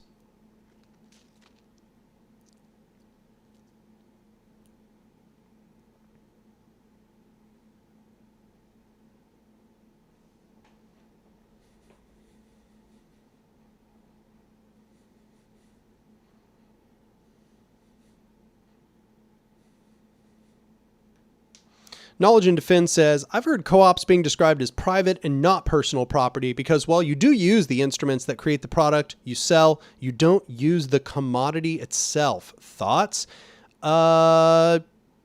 Maybe accurate. I don't know. I find that to be kind of a fuzzy distinction. Obviously, in any system of production, you are not going to use all of the products of your labor, except for, early feudal society. And even then, they didn't stay that way for very long. Peasants produced more than they needed in order to feed the rest of society. So in that capacity, there would be no way for any system to work by personal property. I think that it's probably better to begin thinking it's not just a paradigm between personal and private property. There's also usufructian property, and the products of your labor then could be used by others, and that would be fine. I mean, insofar as that we are talking about a decommodified system, that would be usufruct all around, just be that those who need use, and then whatever, surplus you provide would then be given to others. But in a market system, it's weird because the thought experiment or the way of framing it doesn't seem to be using the understanding of the separation of personal and private property that I discussed a minute ago. Instead of absentee ownership, it's more like non-ownership. It's more like getting rid of ownership. So like private property, once again, is like absentee ownership, just de facto by some form of law or force, without the ability to use the thing. So it's like against usufructian property relations. But selling a product is not absentee ownership. You don't own it. You sold it. So the products are not private property. They are being sold. And I mean, I get what you're saying. You're producing a surplus. That's certainly true. So I guess insofar as you have the surplus, it would qualify as private property. That seems true. But I guess insofar as that I'm trying to analyze like the construction of dual power or the prefiguration of a future system, that is a much preferable arrangement to the arrangement where also the means of production and the wage relation and all of that are dictated by private property norms. Insofar as we live in a market system, we have to be able to buy and sell stuff. It's just how it works. So there's no way to transcend that insofar as you are not in a communist system. So if you'd like to see it as private property, I guess, but it kind of seems more like it's usufruct, that the co-op itself is usufruct, that the surplus, insofar as you are maintaining it, is temporarily private property, but then you sell it and it's no longer your private property. So I just don't know how useful this characterization is. I don't know it doesn't tell us very much. And when you look at, for example, alienation theory as our foundation for analysis, let's just go through all of the aspects of alienation. You got alienation of the labor from the means of production. You've eliminated it in a worker cooperative. They now own the means of production. So no more alienation. Alienation of the worker from the product of their labor. You've eliminated that. The worker now owns all the product of their labor. So you've gotten rid of the second pillar of alienation. Alienation from other workers. That one, you're in a limbo. You've eliminated the competitive aspect of the worker against the worker in the workplace, right? But there is still an aspect of the alienation of laborers from other laborers in the economy because they're competing with other laborers in the economy. And then alienation of the laborer from the process of labor, you've eliminated that. They now are in control of their labor because they own their workplace and they control their labor schedule together with the rest of the cooperative. So when I look at alienation as being a big part of the basis of the misery of capitalism, it seems like we've eliminated a large part of the alienating aspects of capitalism through the use of worker cooperatives. And if we were to compare that, for example, to a union, in a union, you've actually haven't eliminated any of those means of alienation. You actually have not eliminated the alienation of the worker from the means of production. They don't own it. Same things continue to prevail. You have not eliminated the alienation of the worker from the product of their labor. Still prevails. They don't have any control over the products of their labor. They don't own the product of their labor surplus. You get basically the same arrangement of alienation of laborers from one another. That is to say, you kind of begin to eliminate the competition among workers within the workplace in a union, but you haven't eliminated any of the competition between workers and the rest of the economy. And you have not eliminated the alienation of the worker from the process of labor. So it seems to me that if we're looking at all of these mechanisms and we're kind of analyzing what kinds of systems and what their benefits are, that a workers' cooperative is in every way superior to unionization campaigns. insofar as we're talking about trying to eliminate alienation and prefigure a different kind of economic structure. I should also mention, of course, nationalization eliminates none of these. Nationalization is basically just capitalism, except the state's your boss now. So all the same alienation of capitalism persists under state capitalism.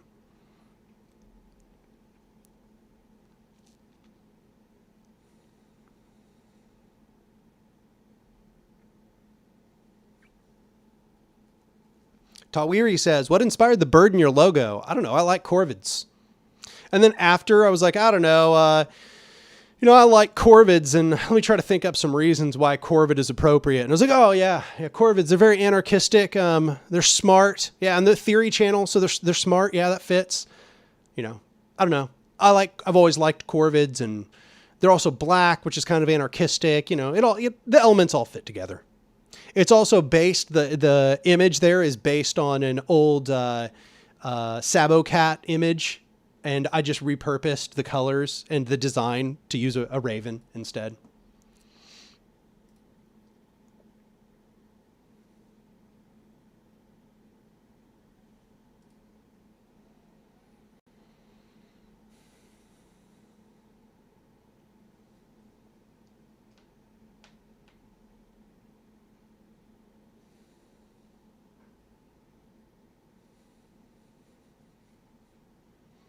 Based Asha says, what are your thoughts on post-leftism?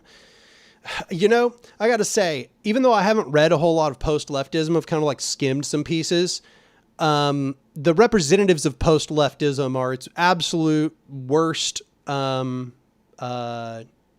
representatives. They're not all of them, but a lot of them are very insufferable and pedantic, and don't usually offer anything helpful as a path forward. It's, in my experience, mostly a mode of critique that offers nothing as a replacement for of what it critiques. I think that the arguments that I've seen presented are all super flimsy. The idea that, leftism doesn't exist because leftists all disagree. Not every grouping has to be a grouping of alliance. You don't have to be unified with everybody you're grouped together with. It's not how this works, right? It'd be like saying there is no such thing as physics because some physicists disagree. Yeah, wow. That you could just tell that's a really shitty argument, right? Like that doesn't make any sense. That's not that. And unfortunately, that's the one I see a lot of post-leftists make. Very silly, very silly. Then another one that leftism is class reductionist. Yeah, that's true, but that's why you augment it. Leftism is just about class, essentially. It's essentially labor politics, militant labor politics. So just be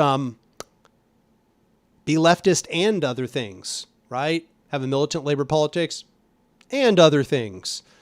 To me, I really just don't see anything persuasive about these arguments. It's, I don't know. I don't get it. That's the reason why it doesn't really drive me to read any of it. When I skim it, I'm like, I'm not convinced by these arguments. I just don't, what does this provide me or anyone else? In another argument I sometimes hear is it's like people, associate leftism with like the USSR or whatever. And that's just like so dead and it's bad for us. We just get rid of the label. And it's like, yeah, well, you don't have to call yourself a leftist if you don't want to. That doesn't mean you aren't one. And furthermore, calling yourself a post-leftist isn't exactly going to endear you to any normal person. Somebody's like, wow, you sound like you're a leftist. And you go, actually, I'm a post-leftist. They're going to be like, what the fuck are you talking about? Right? Like that's not going to earn you any extra points, right? Post-leftism. Most people are probably going to think that you mean you're like postmodernist or something, right? Which honestly doesn't have like huge support among normal people. Most people don't really have like a lot of affections towards this word postmodernism. So then what do you get? You get post-leftism being kind of just this niche tendency of people who have gripes about leftism, leftist theory, and the history of leftism, And instead of saying, okay, cool, let's improve leftism, they just want to split. But in the process, they don't really split because they still have a militant labor politics. They still are leftists. They just don't want to identify as leftists. I'm sure there's more to it than what I'm describing here. I haven't read enough to have a super educated opinion, but this is the vibes I'm getting. And when I skim these essays, I'm not getting anything more than that. Like, it doesn't seem like, oh, okay, here's something I hadn't thought about. It's just like all those arguments kind of smashed together into this kind of straw man gumbo. So maybe there are good pieces of post-leftism out there, but because of the reasons I just stated, I would never call myself a post-leftist, even if I agreed with all those critiques.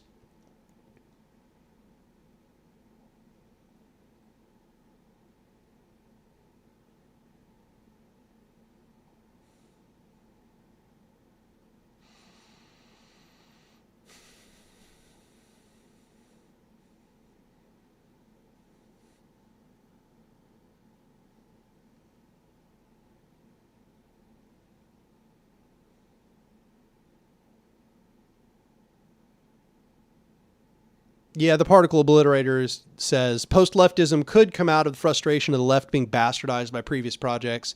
Yeah, that's the thing. It's like, here's what people really need to understand.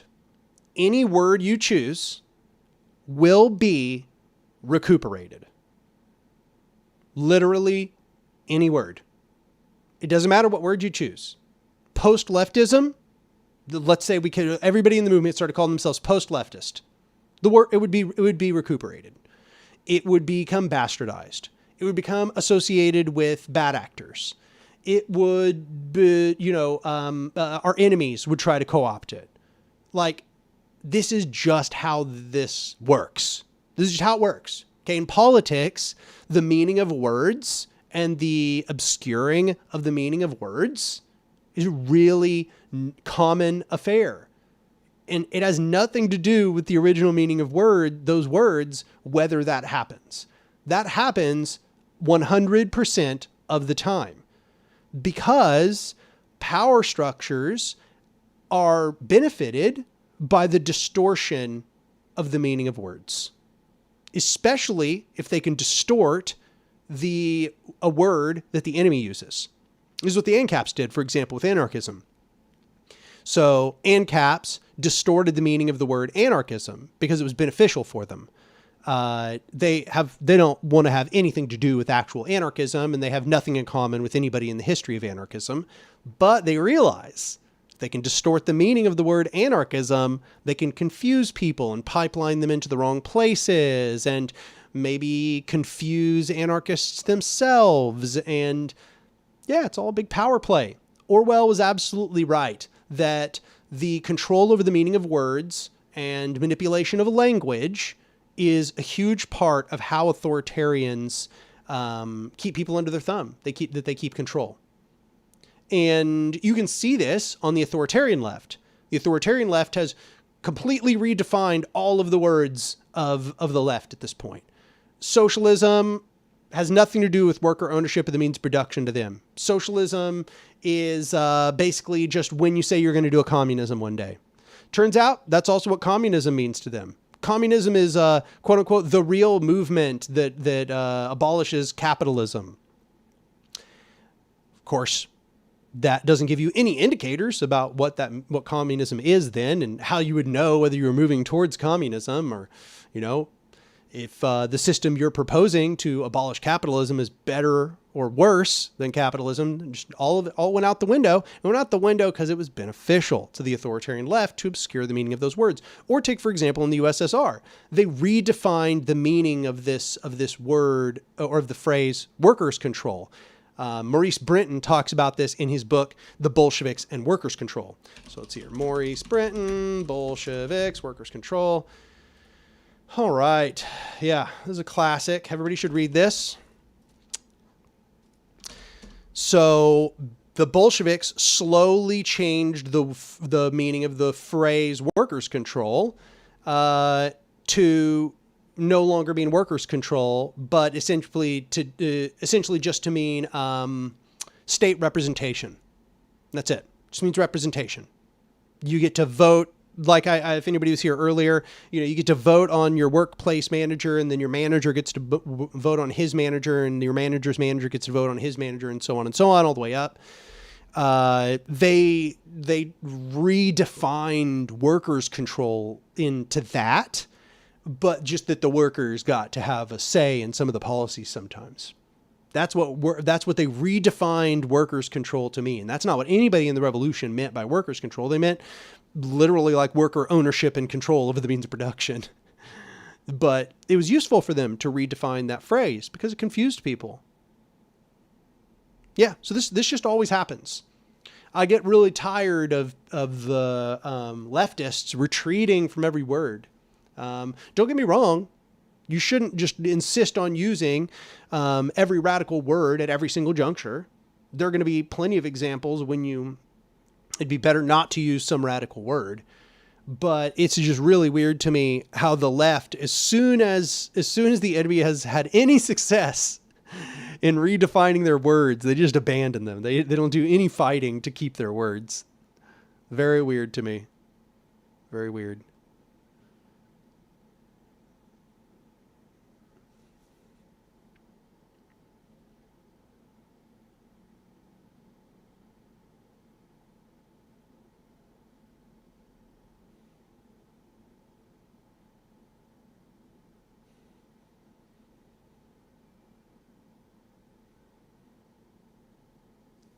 Rafael Flores, do you know the channel Springtime of Nations? Yeah, it's garbage. I remember debating this guy on Twitter, and he literally had no fucking idea what he was talking about. It was so bad. Terrible channel.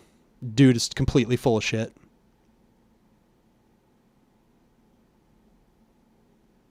Yeah, Tawiri nails it. Didn't Engels accuse the anti-authoritarian left of changing the definition of words? Yet the authoritarian left does it all the time, including him. Yeah, absolutely. Seems like projection, to be honest. That phrase has always been funny to me, precisely because that's what Engels was doing in that essay. Engels was the one changing the meaning of the word authoritarian, to the degree where now authoritarian leftists just literally don't have any idea what the word authoritarian even means. They're just completely dumbfounded by this word.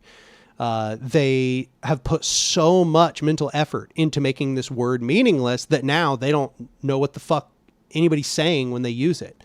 Yeah, no offense intended to the earlier user that was in here, but that's exactly what happened. I used the word authoritarian, and he was just like, well, what's authoritarian mean? And it's like, it's weird. It's almost like the authoritarian left miseducates its own people so that they are more susceptible to propaganda.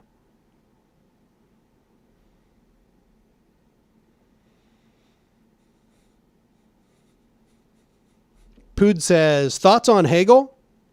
I have a lot of thoughts on Hegel, but I haven't read him. So all of my thoughts are secondhand. And I feel like I should always preface when I say I have opinions on somebody, but I haven't read them, take it with like quite a few grains of salt, right? I think that Hegel his concept of dialectics was essentially a process ontology, what we call a process ontology in philosophy. The idea was that the universe was created through process and relation, right?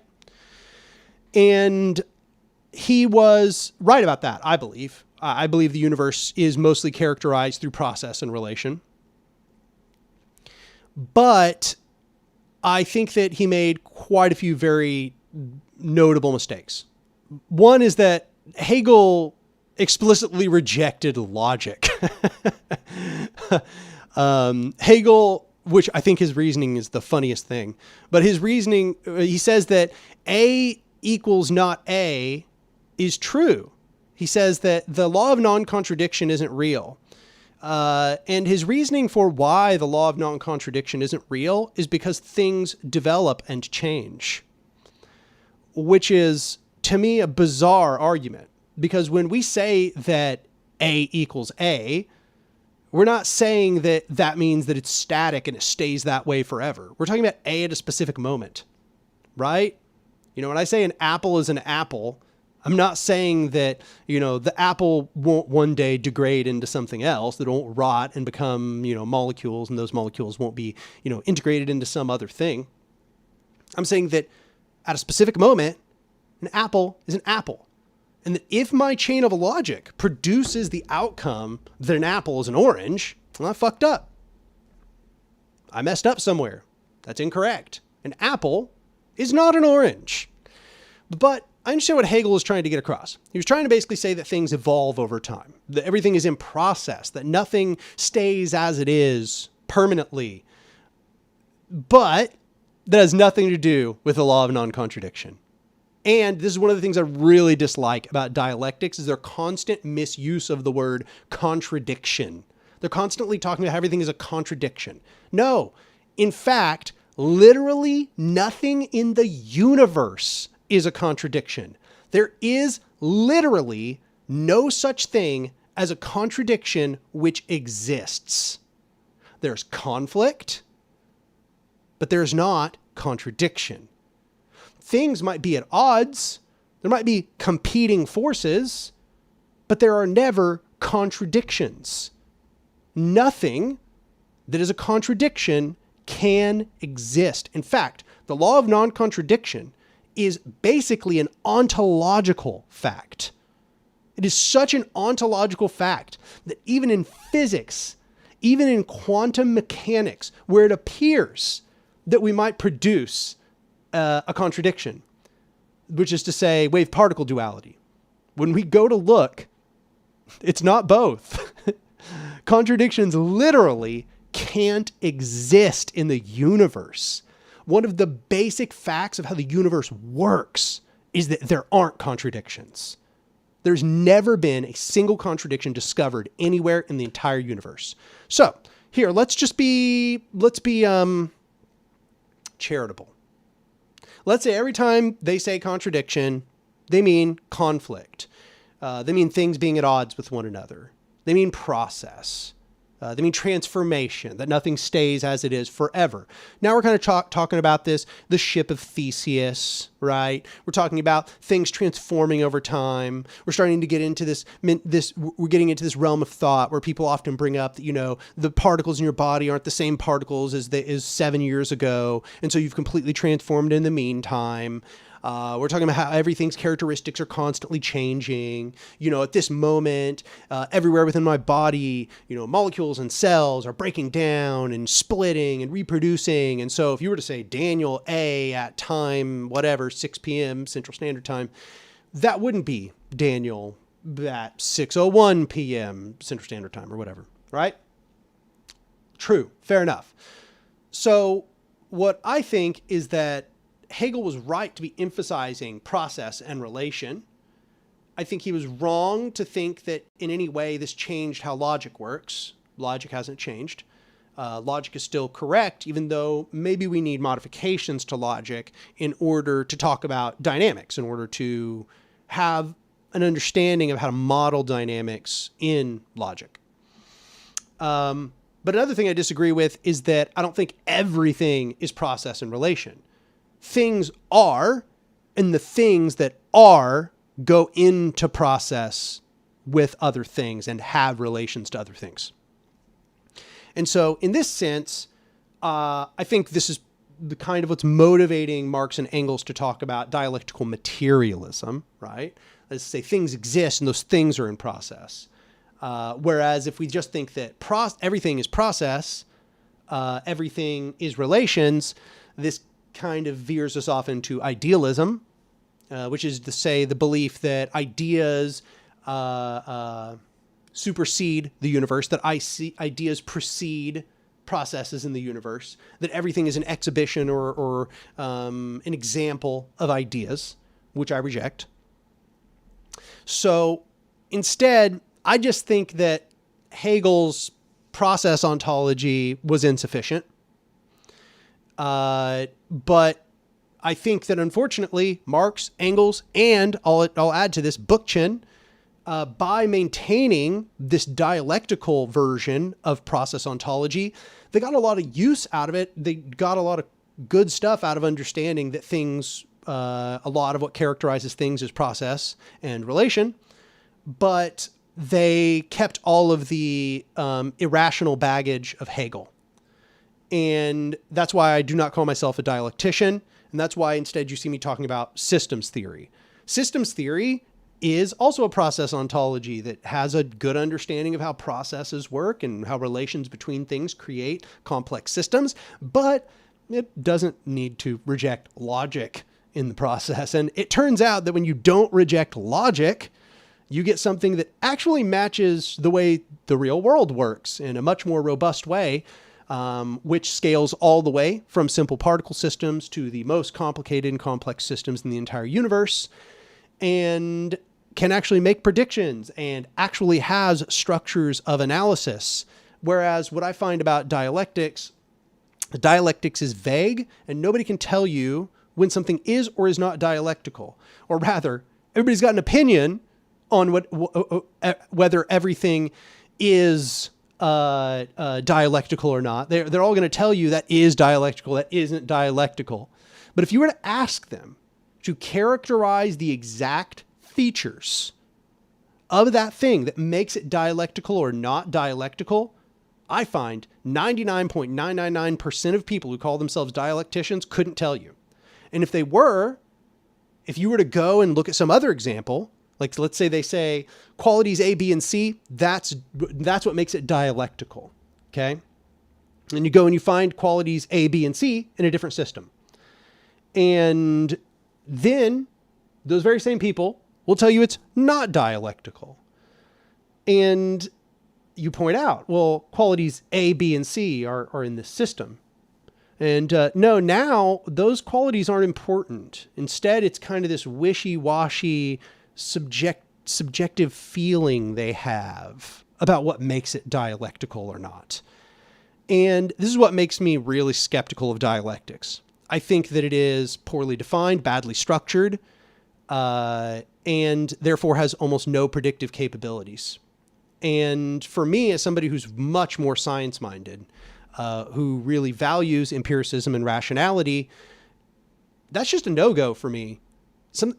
It proposes that it's some huge, all-encompassing system of analysis, but for some reason it can't do any predictive analysis, that it keeps trying to do predictive analysis, and the same person takes those tools and applies them and gets completely different predictions, and then 3 out of 4 of them are wrong using the same tools.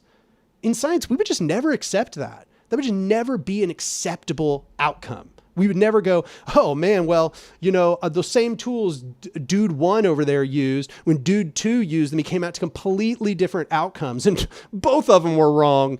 But dialectics, am I right? That's really important. It's really important that you're dialectical, even though it can't make any predictions, and it's often wrong. It makes false predictions. Yeah, I just don't care. Like, it's just not valuable to me. I care about things that match reality. And it seems like dialectics is a philosophy pretending to be a methodology. And so I really, like, in a general sense, I think that it was much better suited to Hegel because it is, in that sense, very attached with idealism. It's abstracted. It doesn't have it's not solidified. It doesn't have a very scientific nature to it, and therefore is not very well suited to scientific endeavors. So an idealist holding it would make sense. A materialist holding it, it's time to move on to systems analysis. It's time to move on.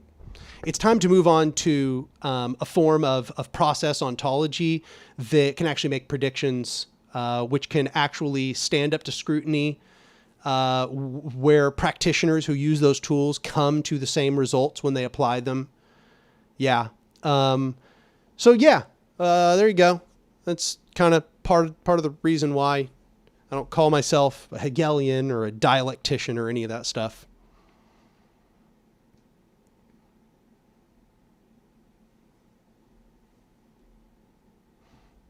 I saw Anarcho Pill commenting the entire time. They have fantastic insights, but I couldn't derail into those insights. Let's see here.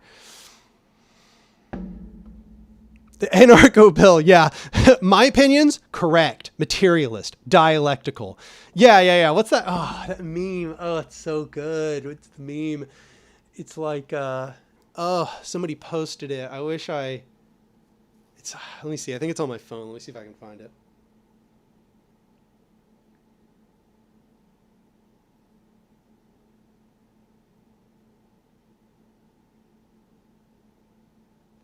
Okay, yes. I found it.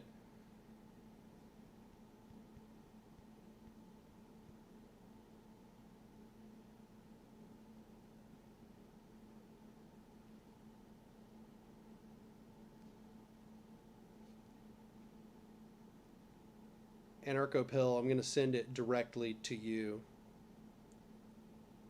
because you'll enjoy it either way.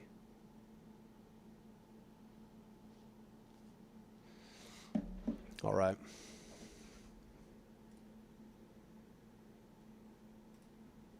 Okay, I'm going to put it up on screen. You got to give me a sec.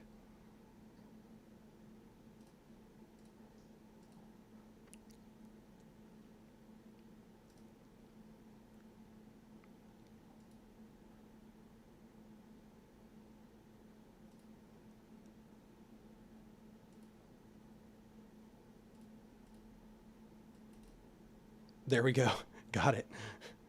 Yeah, here's the tweet. This person nailed it, by the way. This is a short guide to Marxist jargon. Sorry, a little bit off from discussion of Hegel, but idealist equals not real. Materialist equals real. Scientific equals my opinion. Dialectical equals in motion, has contradictions, is also my opinion. Revisionist, blasphemer of holy gospel. Ultra, nuh-uh, the party said no. And democratic centralism is just centralism, to be honest. Yeah, so specifically the dialectical equals in motion, has contradictions, is also my opinion. That's so real. Incredibly, incredibly real. Just exactly my experience. Exactly my experience.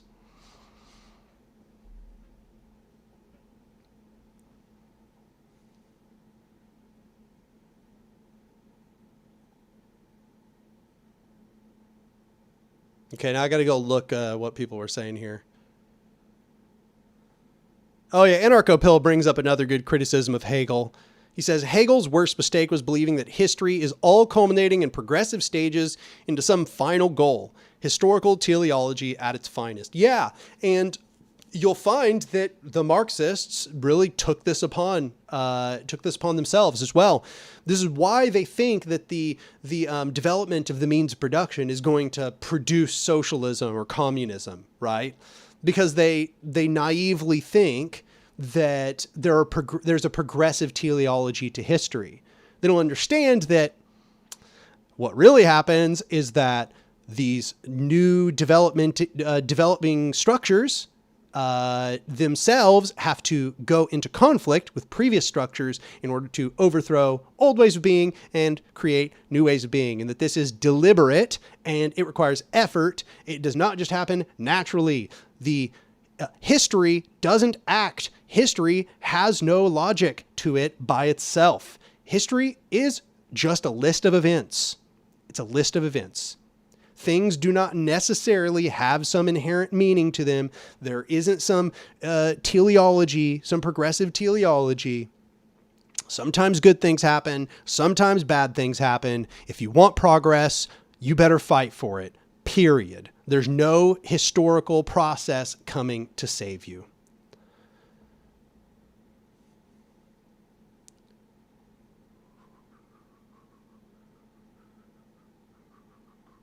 Anarcho Pill. Yeah, so I'm going back and reading some of the things you said.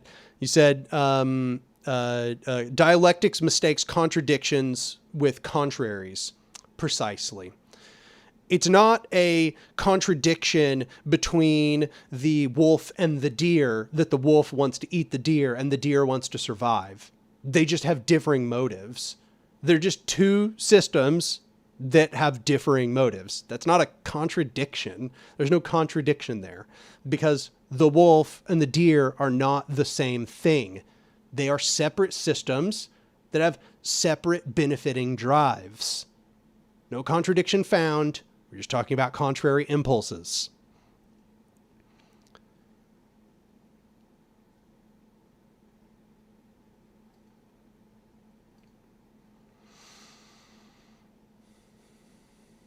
Got another donation. Oh God, have I missed donations? How many have I missed? Just that one. So Toriri with another 2 New Zealand dollars says jargon warbs and thought terminating cliches. Oh my. Yeah. We really got into it this time. The people asked me good questions and I decided I wasn't gonna brush over them. I was just gonna answer them in full length. I get the feeling that I'm going to be able to cut out some portions of this live stream, but I think that some of this is not going to be good for stream clips because I think I've gone on way too long on some of these answers.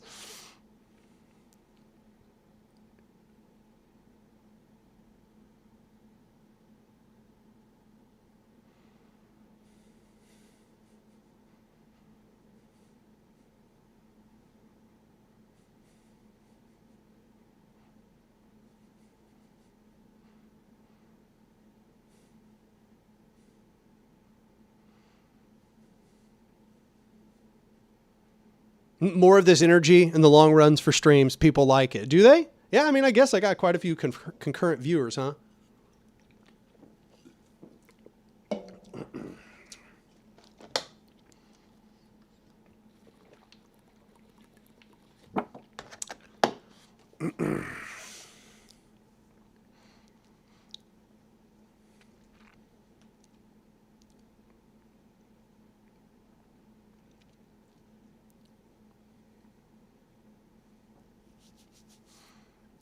Lloyd Hunt donated $5 and says, thanks for Chill Goblin. Watch the whole thing. And wow, he really is a tool. You mean Michael Malice, just clarifying for others' sake.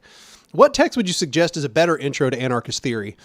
You know, it's interesting because having also watched that video, I know that there's some good anarchist texts in that. So you've probably read some good anarchist texts if you've read that whole thing. But I would recommend Anarchy by Malatesta or Anarchism and the Black Revolution by Lorenzo Camboa Irvin. I think these are both excellent texts to help you understand what anarchism is. I would only recommend them to somebody that kind of has like at least a passing understanding of political terminology, which it sounds like you probably do at this point. But I think those are 2 really good places to look. And I'll just, Anarchy by Malatesta, one of my favorites. And Anarchism and the Black Revolution by Lorenzo Camboa Irvin. There you go.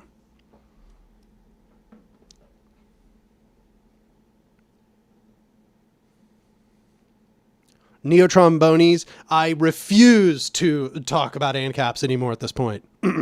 Not literally, but cannot take the bait. Cannot take the bait.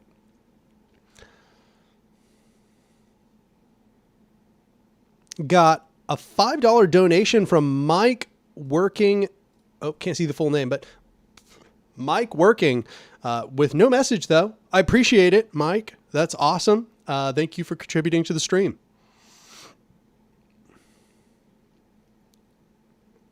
Anarcho-Pill says, I personally know your answer to this, but what do you think of Chomsky's advocacy of expanding the welfare state as expanding the cage, giving leftists more breathing room under capitalism? Yeah. I mean, it's complicated. Obviously, I cannot advocate that the state not give people more handouts. I would prefer that the rulers be kinder and give us more of the value they have extracted from us. Okay? I support pretty much any old social program that's going to benefit people. That being said, we know from history that social democratic welfare programs are placating. They are counter-revolutionary. And I don't mean that in an abstract sense.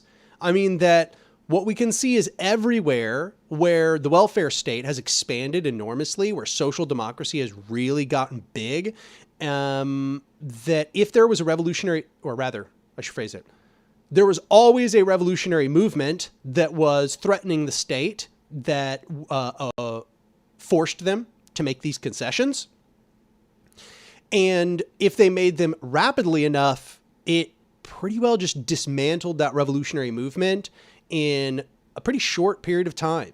Generally only takes 10, 20 years. And by the end of that, it's just demolished. The revolutionary movement is demolished. And so it's a really hard place to be, recognizing that concessions from the state will make people's lives better. And therefore, I can't advocate against them, right? I can't say like, oh, I don't want them to give us Medicare for all. Oh, I don't want them to raise taxes on the rich. Oh, I don't want them to decrease defense spending. I don't want that. I want all those things. Those things are all good, but none of them lead to more revolutionary constituency.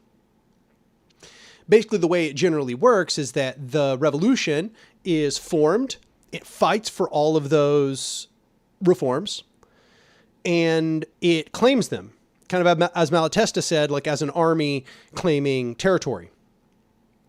But if the state is smart enough, they give you everything you want, everything you've demanded, and a little bit more. Just short of revolution, though. You can't have a revolution. But you can have a lot of what you just asked for. And maybe even some other things you hadn't thought to ask for. And if they do that, the revolution often just falls apart. So one of the best ways to carry out counter-revolution is to just do social democracy. Pretty much the only thing I can say to our benefit is that the ruling class is so arrogant, so greedy and self-interested that they often don't have the foresight to realize this. They're afraid that if we keep asking for more and they keep giving it to us, that it'll never end. But they don't understand that if they just gave us what we asked for, it'd probably end a lot faster. The longer they go without giving us anything, that's what leads to the growth of our constituency. Little by little, people get more miserable. They get more frustrated. They begin to think that the state can't do what they want. They begin seeking solutions outside of the state, after the state, without the state.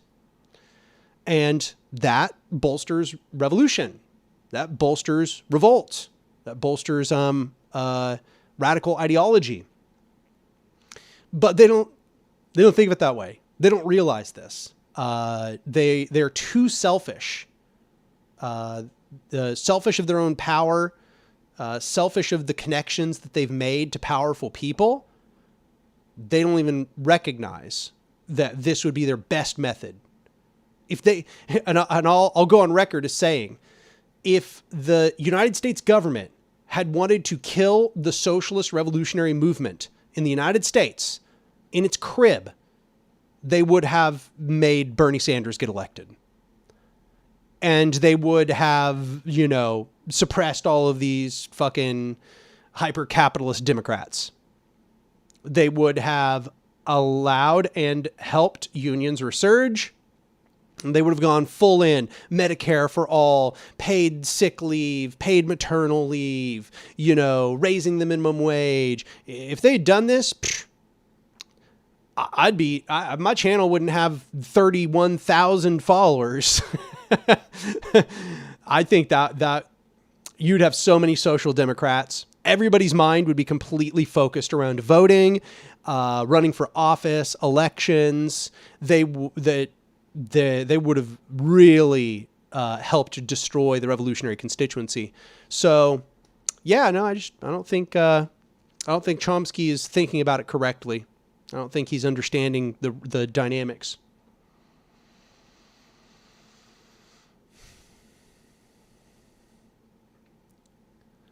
Thurna says, labor movements face an existential threat when concessions are made. It is the state's bargaining phase of grief. Yeah, it's a pretty good way to think of it.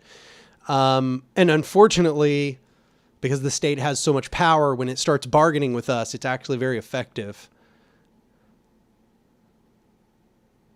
Yeah, And as you follow up, you say democratic socialists would be easily swayed by concessions, thinking it was a transition to an egalitarian society. It's exactly right. It's exactly how it works. It makes people think that if they work inside the system, they'll get what they want. And it just essentially leads to institutionalization of those people. It leads to them being slowly transformed by the system itself and made complicit with the functions of the system.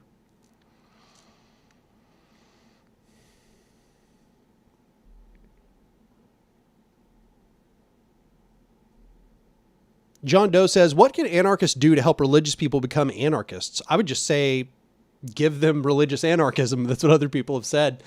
There is anarchism for almost every religious persuasion. You know, if you seek it out, you'll find it. There's a lot of Christian anarchism. A lot. I've seen some Muslim anarchism for sure. Less explicitly. It's more Middle Eastern most of the time. Yeah, I don't think I've seen explicitly Muslim anarchism. Not that I can recall, at least. I've seen Middle Eastern anarchism in the Middle East, but I haven't seen it appeal a whole lot to Muslim religious convictions. I've seen Buddhist anarchism numerous times. I've seen pagan anarchism numerous times. I think I've seen Hindu anarchism once.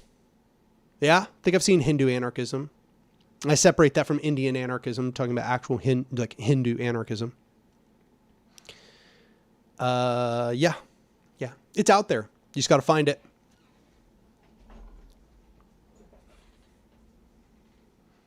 Oh, yeah. And as Eric Gray points out, liberation theology, black liberation theology, but liberation theology more broadly, it tends to be very anarchistic. Tends to be. I've seen a lot of black liberation theology and liberation theology more broadly that is very like bottom up kind of stuff.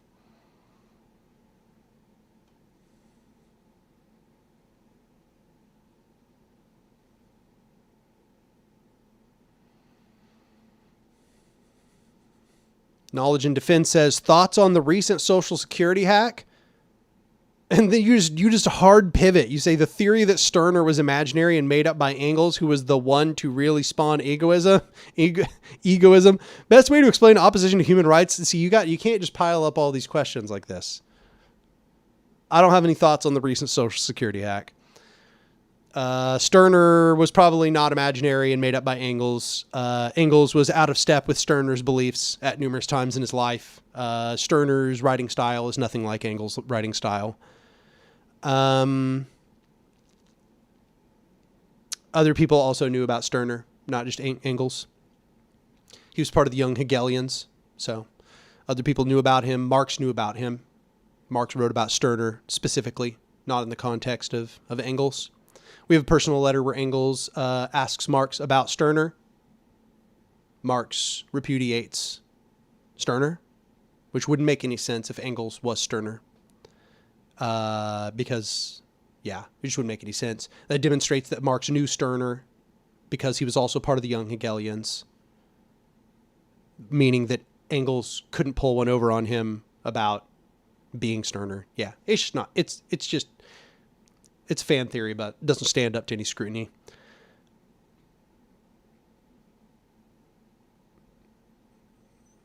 The theory goes that Engels creates Stirner to prank and challenge Marx. Well, that doesn't make any sense because Marx, Engels, and Stirner were all in a group called the Young Hegelians together. That is to say, Marx and Engels knew Stirner. Like, he was just a person they had known, you know? Like, Marx even can describe Stirner. Like, he describes what Stirner's like, basically. Which wouldn't make any sense if he were made up by Engels.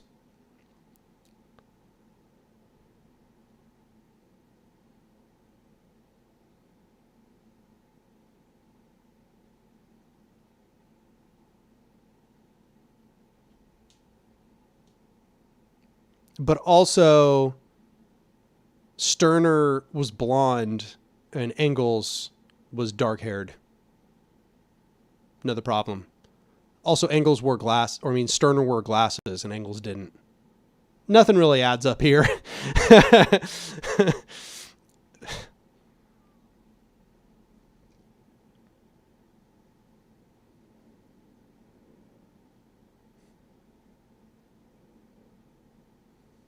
Yeah, I mean, there's no pics of a lot of people that were like theorists at that time.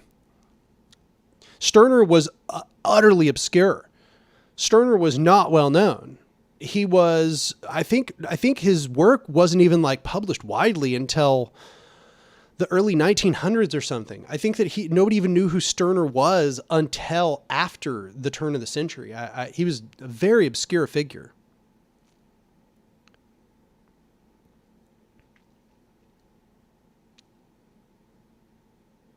Like, dude was just writing like rambling text. That's another thing that makes it unlikely. You know, Engels would have glorified his own works as he did, you know.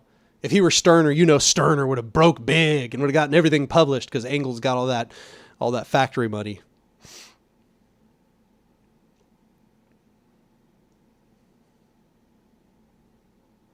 John Doe, yes, they had to have been seen in the same room together. Once again, they were in the Young Hegelians together.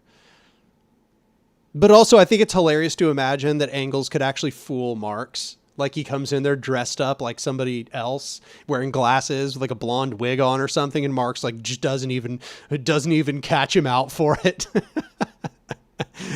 Also, Engels had a mustache whereas Stirner was barefaced. I don't know. Nothing's adding up here.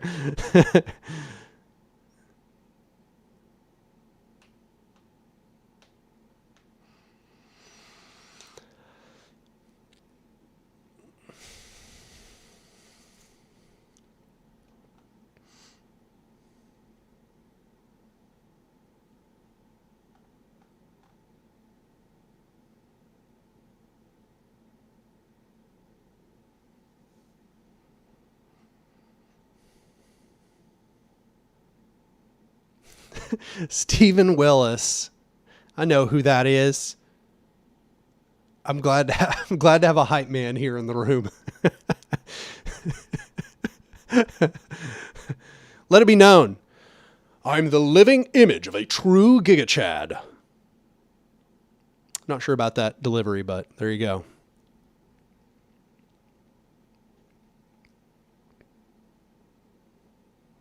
Croncast says, how can I stop thinking like a liberal? I worry that I am secretly a lib and not really an anarchist.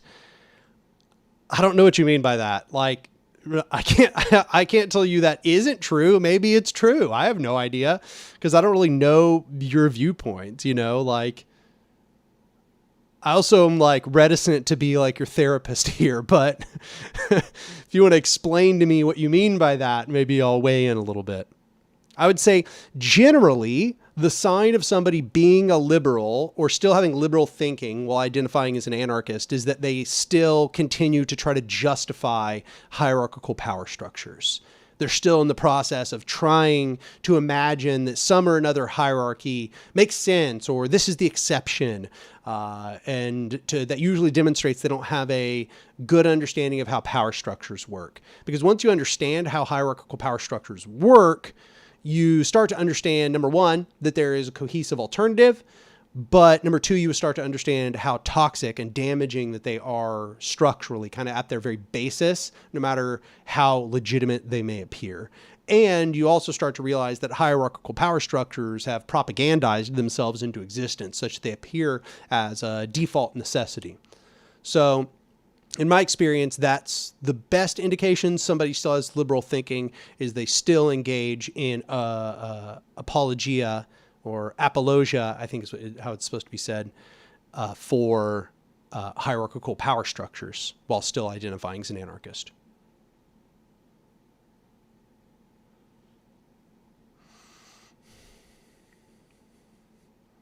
Rationalism, a few people were answering that. I have some videos on it. One's called like Talking with Normies. I think it's probably a good place for you to start.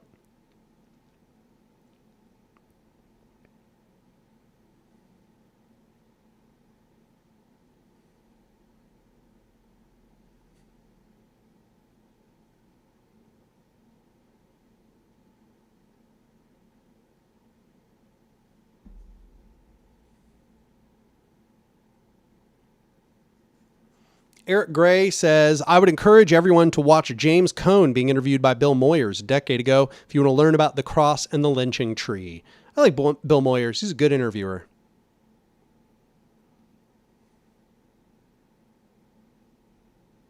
Knowledge and Defense says, the key to right-wing libertarian motives seems to be self-interest. If that's the case, shouldn't we try introducing them to egoist communism? Absolutely. Yeah, no, I think that starting them with egoism, usually a good transition. Introducing them to mutualism, good transition.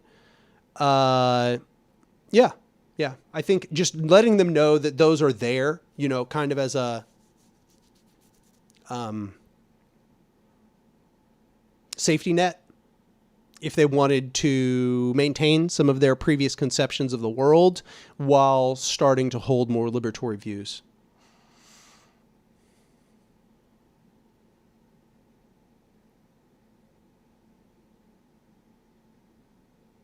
Yeah, as Stirner says, or just individualist anarchism writ large.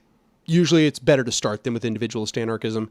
Just some kind of individualist anarchism. Specifically, I would prefer people introduce people to egoism. I think that's the one that makes the most sense, the most defensible position. But also mutualism makes a lot of sense. It's just right there on that boundary where it's like, yeah, we still are down with markets, but we want that to be all worker cooperatives and big community credit banks.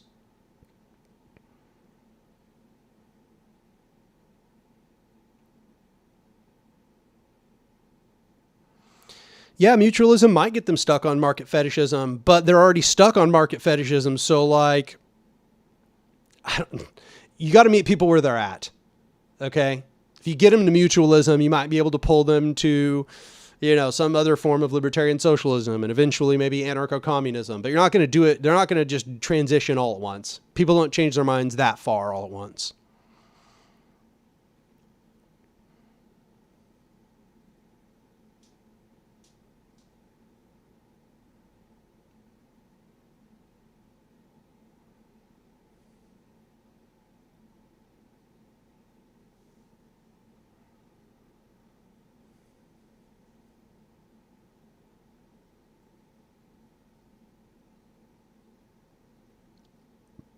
Andrew P says, hey, Anark, glad to have caught your live stream. What do you think of the YouTuber Three Arrows? He seems to be a Socdem, but has a good grasp of history. Yeah, Three Arrows. Is Three Arrows Sean? I always, let me go check.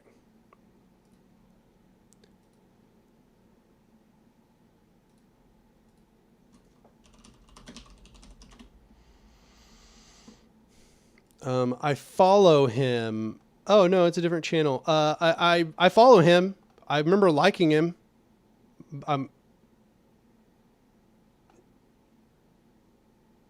Yeah, I don't have distinct enough memories, but I've watched some of his videos. I can see some of these have already been watched.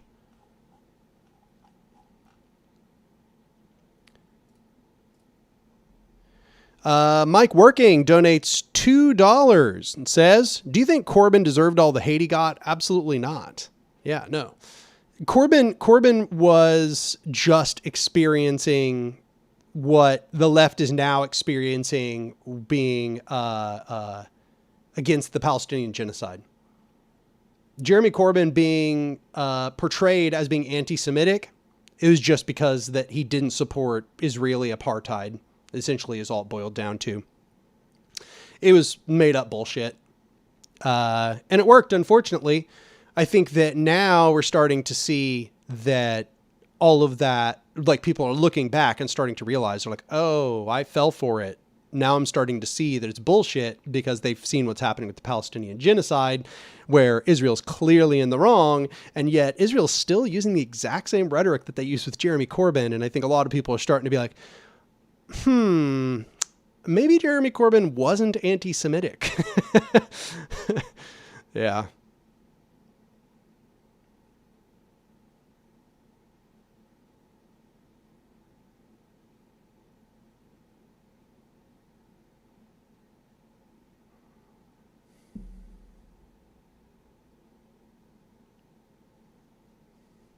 Andrew P. I was thinking of the other channel, Sean. I wasn't thinking of Three Arrows. I was thinking of the channel called Sean, the guy that has a skull as his avatar.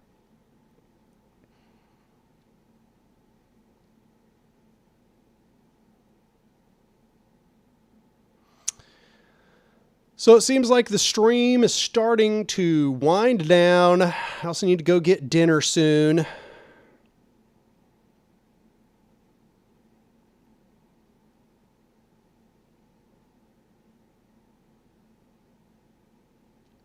Idra Laura says, gun to your head, USSR or US? USSR. To me, that's no hesitation.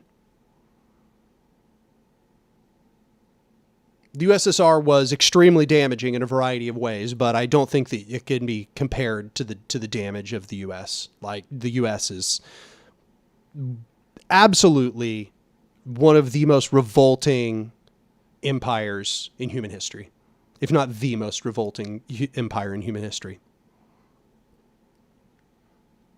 Not even a contest in my mind. Don't need a gun to my head.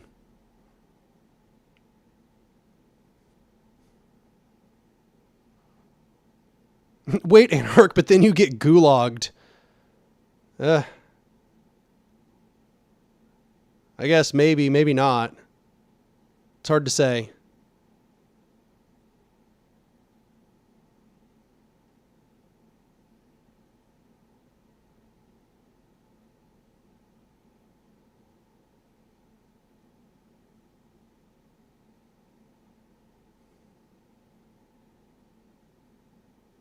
So Andrew P. is asking about COVID. He says, how do you think an anarchist society would have handled an event like the COVID-19 pandemic and vaccine mask mandates?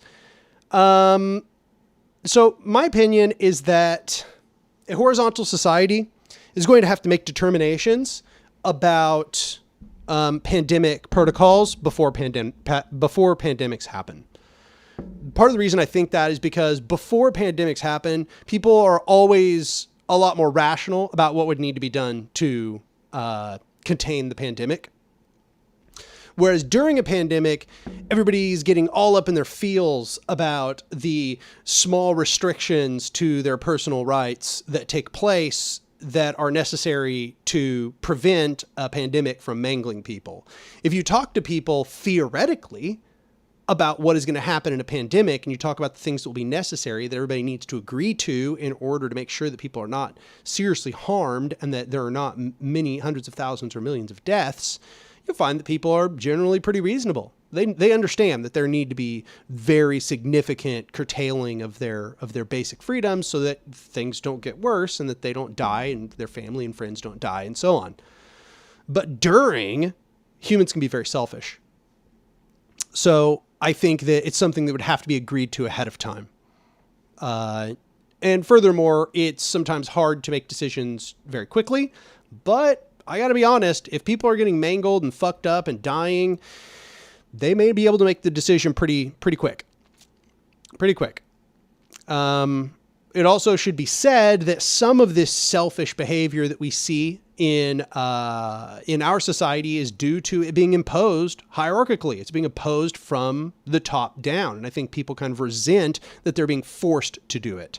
Whereas if people had been given the opportunity to like actually discuss what needed to be done and come to agreement about what needed to be done, it's possible they wouldn't have been as outraged. But I wouldn't pretend that that's necessarily the case. I think that right-wingers in a general sense hated all of the COVID lockdown stuff and masking because they were deluded that they were a rugged individual that didn't have any effect on the rest of society and that they didn't need to think about or care about the rest of society. All they had to do was follow their self-interest. And a pandemic really proves that that's a lie. Because in a pandemic, you are forced to confront the reality that you are part of a broader social fabric where your actions have effects on others. And so therefore, they were being forced to practice responsibility for others. And being told that you have to practice responsibility for others is anathema to somebody that delusionally believes that only have responsibility for themselves, and that rugged individualism is not only good, but leads to a better society, and that any attempts to curtail their individual freedom in any occasion is a bad thing. And so a pandemic really just demolishes that delusion. And so they were bound to have these unhinged meltdowns that they've been having about vaccinations and masking and all of that. Any rational person would recognize that those things are necessary to preserve other people's lives. But the right wing believes that they are individuals floating out in the middle of a void, having no effect on anybody but themselves. And so they had their childish tantrums, and here we are in the aftermath of their childish tantrums.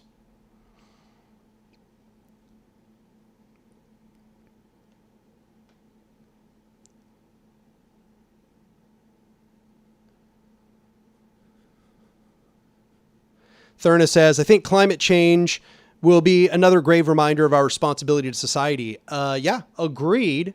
But don't take for granted that these right-wingers are actually going to realize that they have a responsibility to the planet.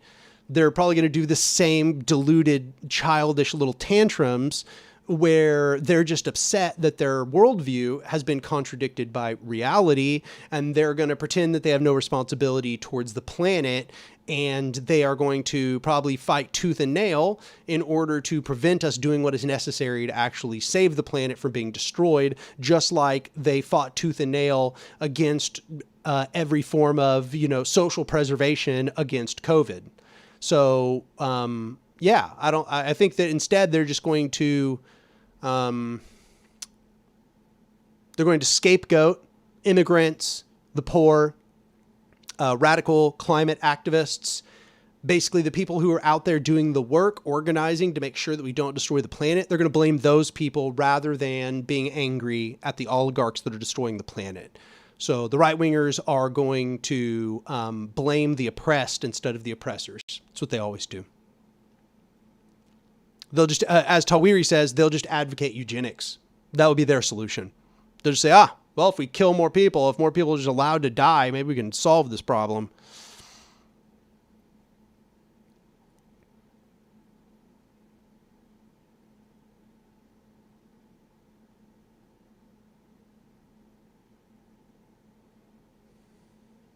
Ibrahim says, it's crazy how right-wingers go on and on about how society is degenerate while they are the degenerate.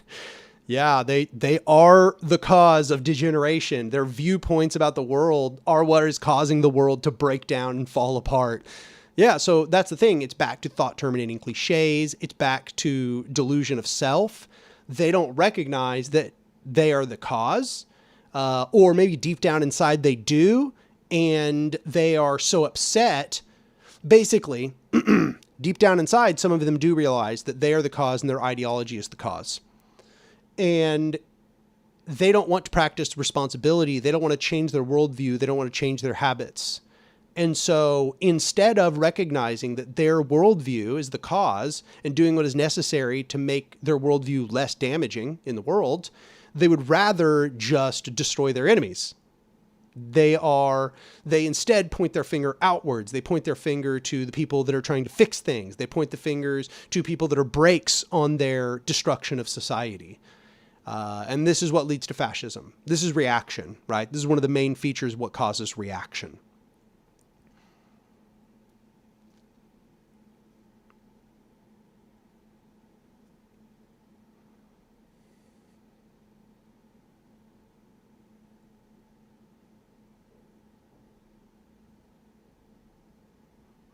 People are asking me questions that require me to try to fortune tell, and I think that I've said enough that I don't do fortune telling. Knowledge and Finn says, how much time does humanity have left before total climate collapse? Who knows? As somebody else says, we're kind of already going through climate collapse. It's already happening. I can't tell you how much time we have because that's something nobody can know. We can do predictions. We have good science that gives us at least somewhat of a good projection, but things might go, sad to say, things appear to be going faster than projection. Somebody else says, do you suspect the U.S. will descend into fascism before a revolution is possible? Again, I don't know. I don't try to tell the future. You say you watch the video Hope, but that's what I'm saying in Hope. I'm saying that hope is predicated on the realization that we don't know what the future is. We have to act as if everything can be changed, right? We have to act as if we can revolutionize society. That's the basis of the ability to revolutionize society, is the belief that it can be done. If you resign yourself to the belief that we will fail, then we will fail, because you won't do what's necessary to make us succeed because you think we're going to fail. So you're just over here hedging your bets for failure. And if you believe we will succeed, you're not going to do what's necessary for us to succeed because you think it's a bygone conclusion. So you don't even do the necessary super hard work that will actually bring about success. So this is why I say we shouldn't try to foresee the future, either in the positive or the negative sense. We should instead recognize the future is undetermined, and that our actions are what will fill the void.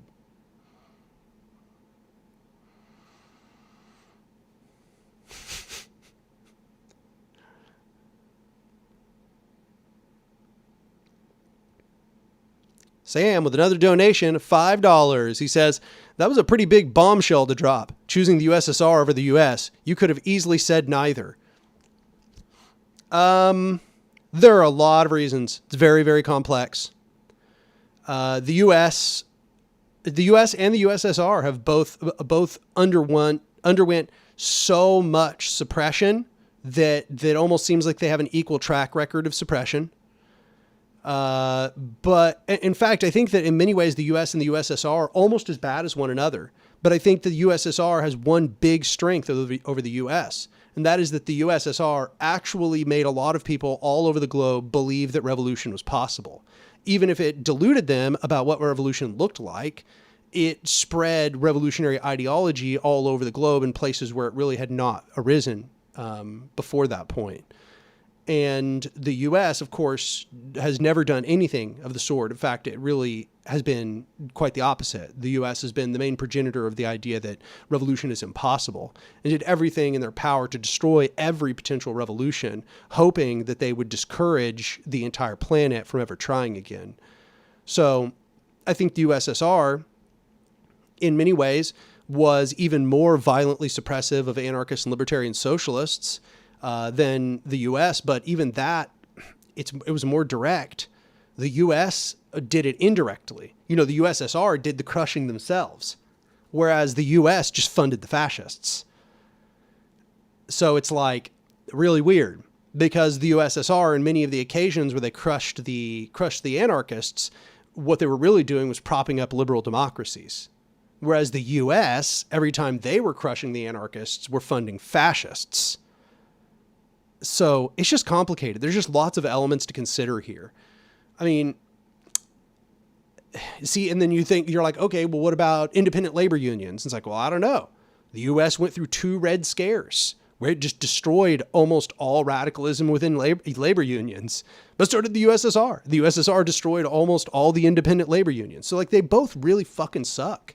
But at least the USSR gave some people some hope that they could act, whereas the U.S. is mostly present as a force of global suppression of action. But then again, the USSR gave people the conception that they could act, but told them to act explicitly in the way which was counter-revolutionary. So it gave them hope that they could do a revolution, but then taught them to do a revolution in precisely the way that would reproduce capitalism. It's complicated. That's all I'm saying. They both suck. The USSR at least did social democracy for quite a period of time. The US, they both fucking suck. That's the damn truth of it. The USSR did a lot of social democracy, which is good. A lot of social programs. It's good they nationalized a bunch of companies, but it was still capitalism, still state capitalism. The U.S. didn't even nationalize any companies. They did traditional social democracy. Yeah.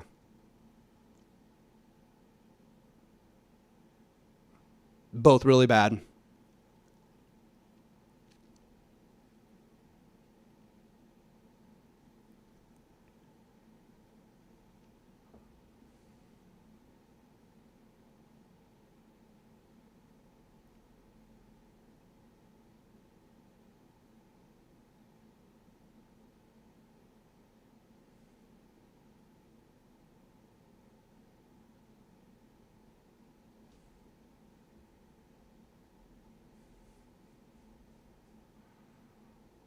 Ibrahim says, I hope American anarchists criticize the authoritarianism of countries like Egypt, Jordan, and other U.S.-friendly dictatorships, so Leninist campus cannot be like, but these regimes are anti-USA.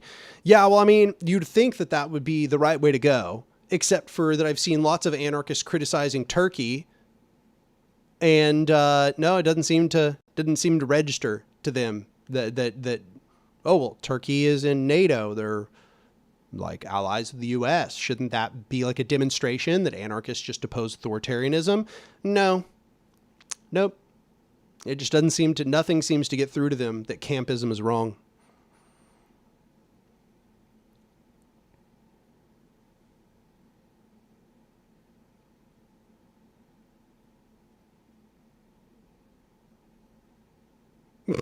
Coyote Fisher says, USSR Russia has cooler architecture, so that's something.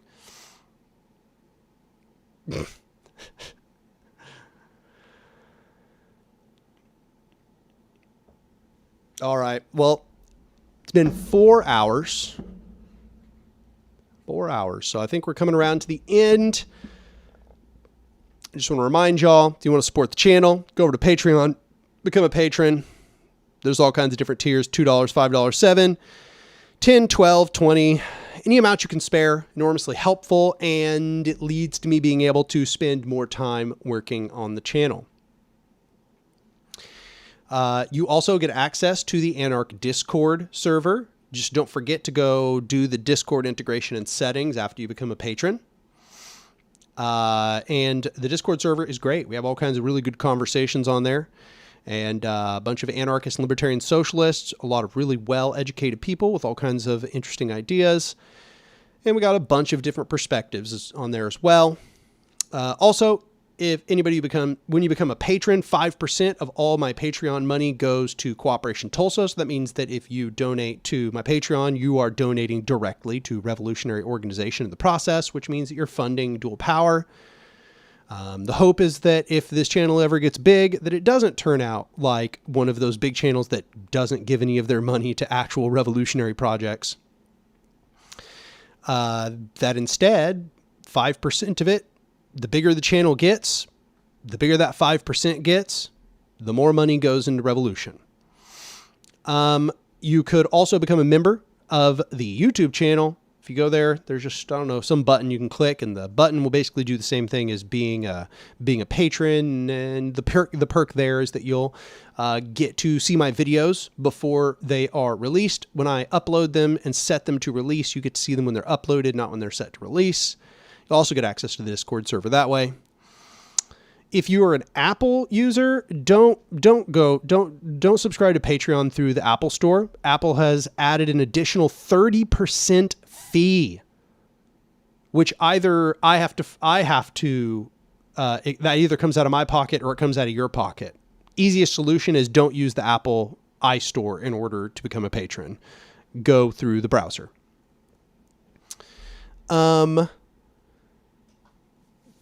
That's about it, I'd say. Yeah, I think that's the whole spiel. I think that's the spiel. Steve McNelly gave $10, and I appreciate it. Steve McNelly says, thanks, Dan. And I say, thank you, Steve McNelly. Thank you for buying like half the haircut that I just got earlier today. Yeah, I've enjoyed this live stream, even though I really went on some very long rants. Hard to say how many of these are going to be good for stream clips, but